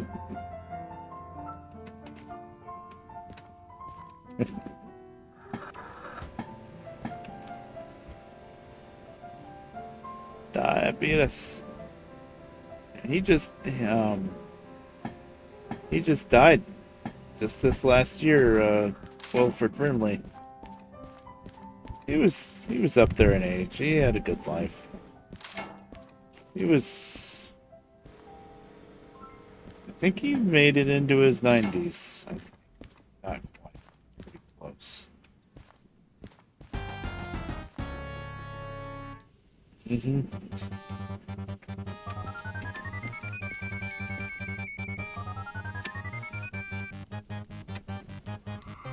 He was a really good actor, and he was a little bit more versatile than people realized. He was in a bit more things than you really noticed. You know, he was only really famous for a few things, but he did a lot.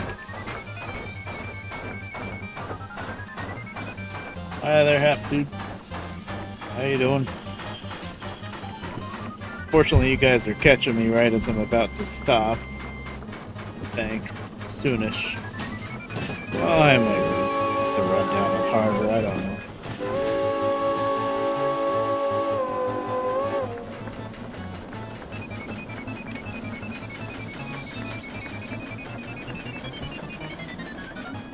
How long is the run down to the harbor? 50? Yeah, that's an hour. Yeah, I'm not gonna do that now. That's a bit much.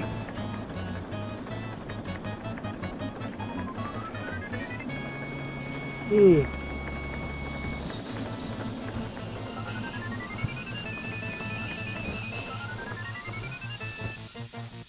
If you do get the inkling to get on my Minecraft server and it's not running, just yell at me on Discord. As long as I'm awake, I'll just start it up.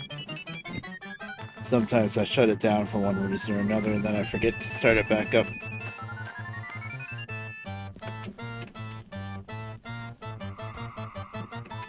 Or I might have my modded server running instead.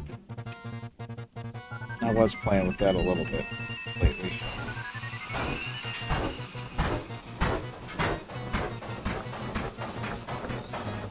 The problem with the mods is when the railroad gets to a certain length, the server starts to chug a bit. Or not even really chug, but the render distance, you can't see when you're running the train, you can't really see that far at all.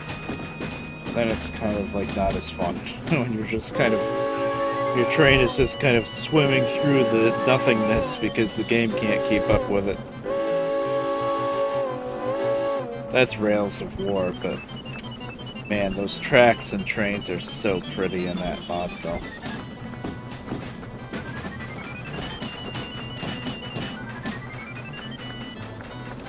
But when the tracks are 3 blocks wide instead of 1 block wide, it's gonna take a hit on the performance.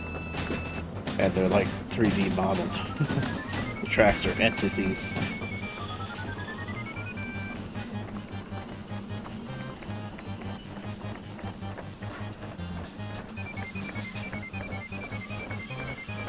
The Traincraft server definitely runs a lot better than the Rails of War one.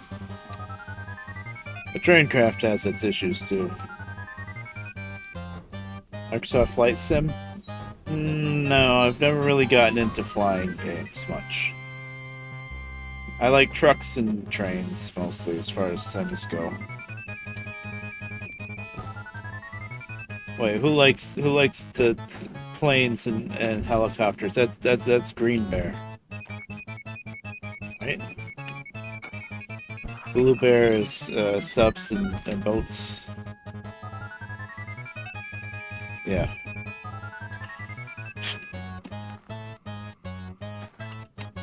Oh.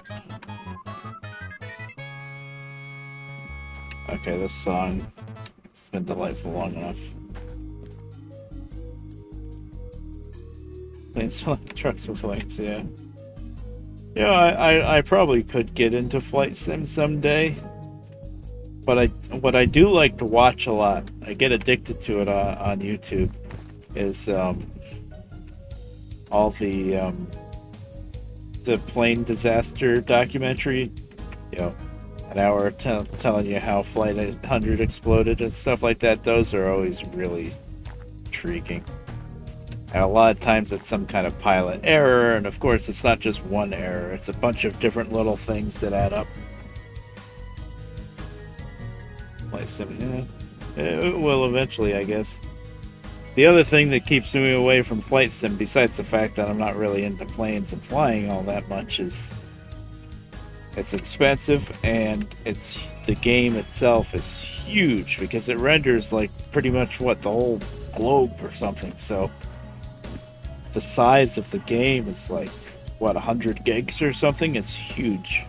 I don't know what it is exactly, but it's really big. It is 100 gigs. I was guessing. Ace Combat 7. I've heard a few really good things about that.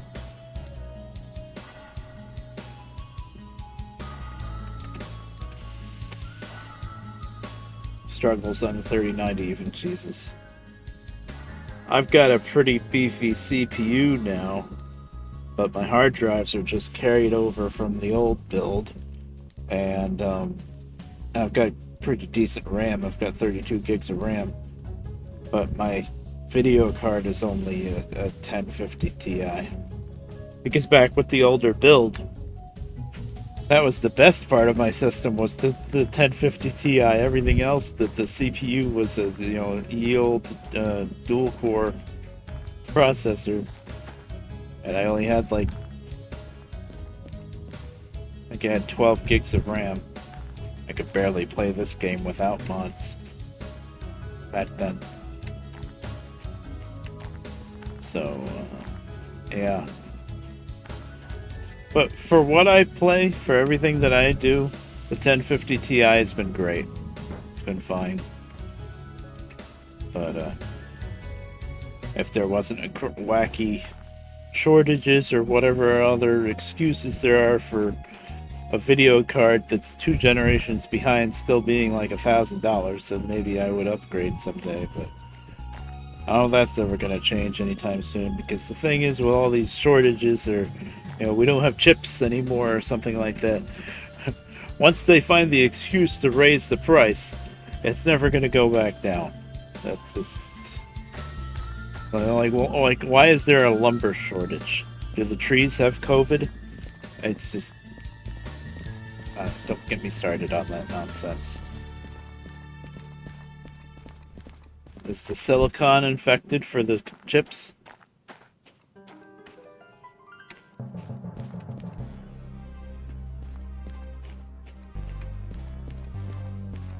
Oh wow, that's really crazy spicy stuff. I would never touch that with a 10-foot pole. Oh, the other jobs. I'm not gonna get the job sheet. It's gonna get the job sheet. I'm not gonna do it now anyway. Military. I was gonna stream longer, but okay, I'm tired.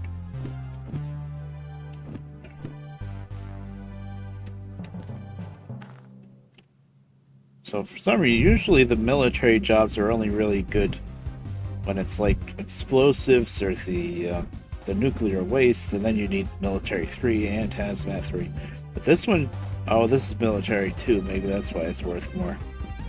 But this one, just 4 cars with the tanks on them. 25,000 to go to harbor. That's really good, actually. And then we've got a set of 9 cars of excavators. That's gonna be worth 19,000 to go to harbor. That's gonna be a decent payday. And with that,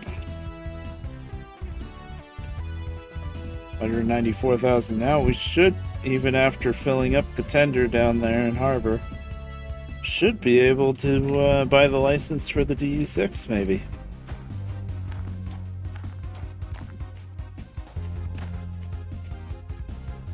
Quarantines. Over ordering, yeah, that makes sense too, yeah. It's just, the vaccine's out, get to work. I don't know, it's just annoying.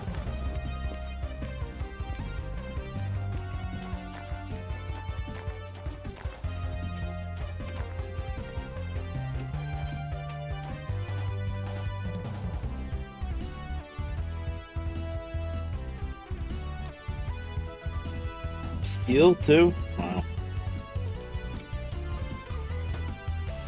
Maybe they could start firing up one of the old steel mills that all got shut down in Pennsylvania because, you know, they just couldn't figure out the logistics of it anymore, I guess, or whatever. I don't know. I don't like to talk about politics, but we used to make all our own steel. Now we don't make any, pretty much.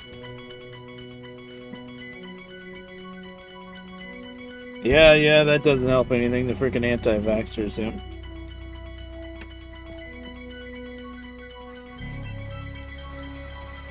Yeah, that's just silly.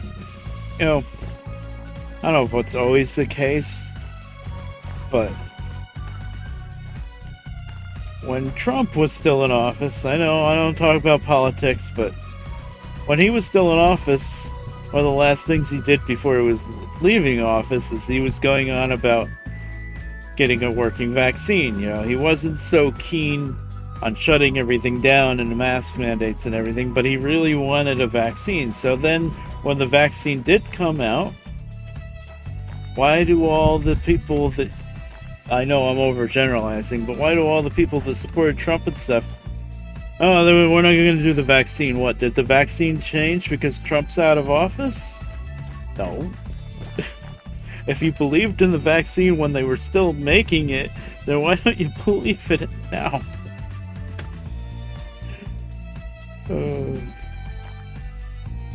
I didn't get it right away because I just figured I'm in my house all the time anyway. I don't go out anywhere, so what's the point? But my mom goes out most days, and her boyfriend, and they could bring it back and get it and affect me. So the last time I went to the doctor's office, they were like, "You should really get the vaccine." I'm like, "Okay, fine."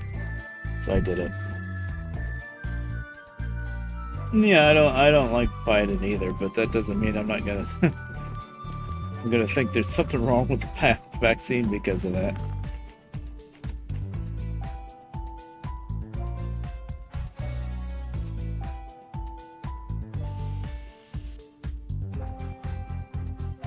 Wow. That's crazy. 4 times as much. Jeez.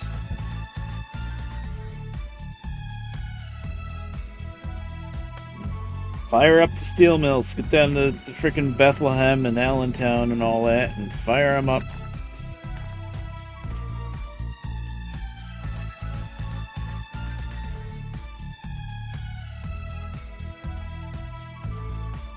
Oh yeah, yeah. I don't know who's running the country, but right now, but it ain't Biden. Yeah.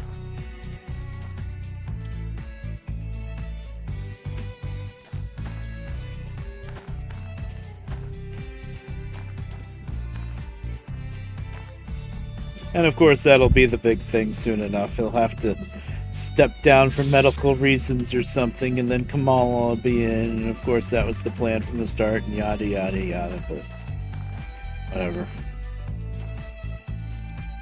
It is what it is. There's no real point in debating and complaining about it because there's nothing you can do about it, really.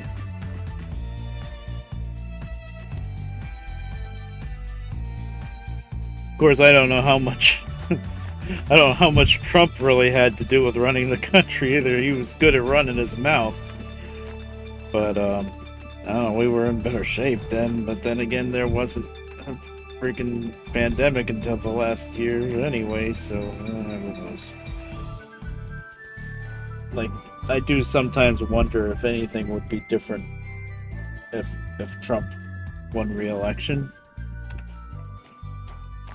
I don't think Afghanistan would have gone down like it did, but who knows? I don't think anything would have been different with the pandemic and the virus, because the virus doesn't care who's in the presidency. That's for sure. Okay. Well, with all that brilliant political commentary that I always tell myself I never talk about politics, I think I'm about to stop because it's about to be dinner time and I'm getting tired. I don't go that far, Captain Scullybones. I think the virus was probably made in a lab, but I'm pretty sure that it was not supposed to ever get out. I think somebody screwed up majorly and it got out. And it wasn't supposed to. That's my gut feeling of what happened with that. Because they make a really bad virus and then they spend however many years trying to make a vaccine for it, and it's all in the lab, and somehow it got out. Now, if it was purposely got out or not, who knows? Yeah. And then it started with bats, but who knows? People were eating the bats for some reason because they do that.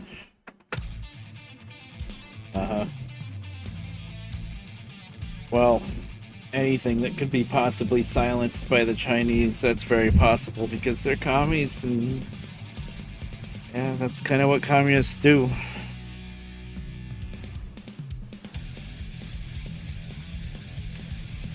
But who knows? Oh hey, it says stream ending soon. I did it right. Without even trying.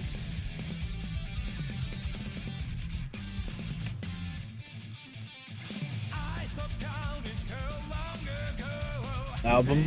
Okay. Look.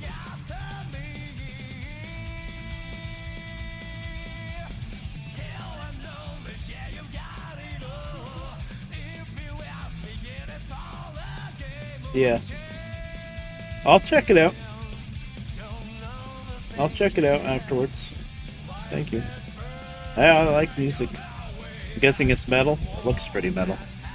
Just from the album cover.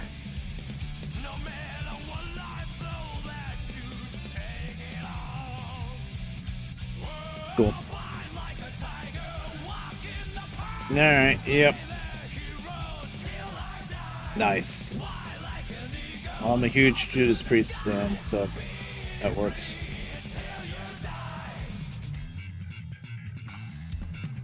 Yeah, that's definitely a thing.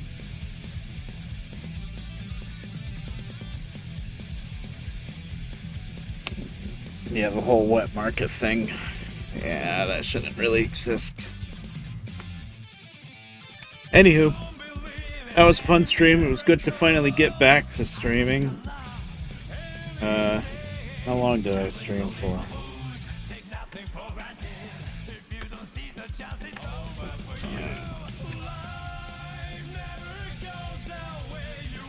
Mm-hmm.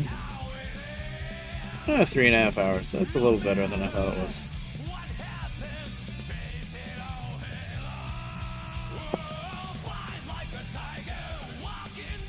Yep. Yeah, probably. It's the end of the world as we know it. And I feel fine. So far. Be funny if I was the one that came down with something and I'm not the one that goes out of the house. But anyway. Right. Yeah. Supposed to be a thing with blood type too. Like O blood type is supposed to be better than the other ones. I'm O negative, my mom's O negative, so we're supposedly have a little bit better natural immunity, but whatever, we're vaccinated. We got Moderna. Oh boy, RH negative, that's a really rare one.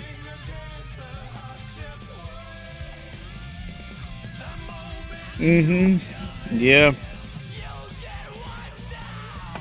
I like to sometimes read some stuff about politics and or religion. Those are the two buzz ones that I try not to talk about. But I never really, usually don't try to talk about it much, especially like on a stream, because everybody's got an opinion and it's usually different.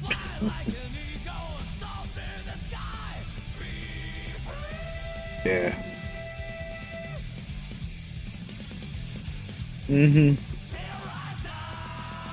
Yeah, I like a little bit of it, but then yeah, it gets to be way too much. It's always so extreme.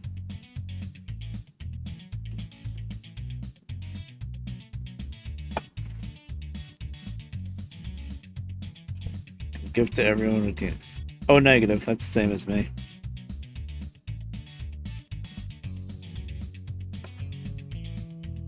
Yep. Yeah, I used to browse Imgur a lot, just see all the funny stuff at the top of the page of Imgur.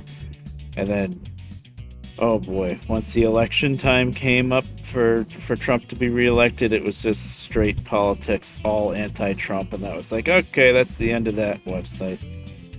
I'm about to stop. Hi there, Andrea. Unfortunately, I'm about done with the stream. Yeah, look, it's exploding now. But I play this game a lot, and I play truck games a lot. So you'll catch me next time. Oh, thank you for the follow, Andrea. I'll probably be live in, I don't know, a couple days or so. There, I just reset it there. Now it's not blinking. There's the explosion. Thank you very much. Alright, I'll see you guys around later. Join the Discord if you want.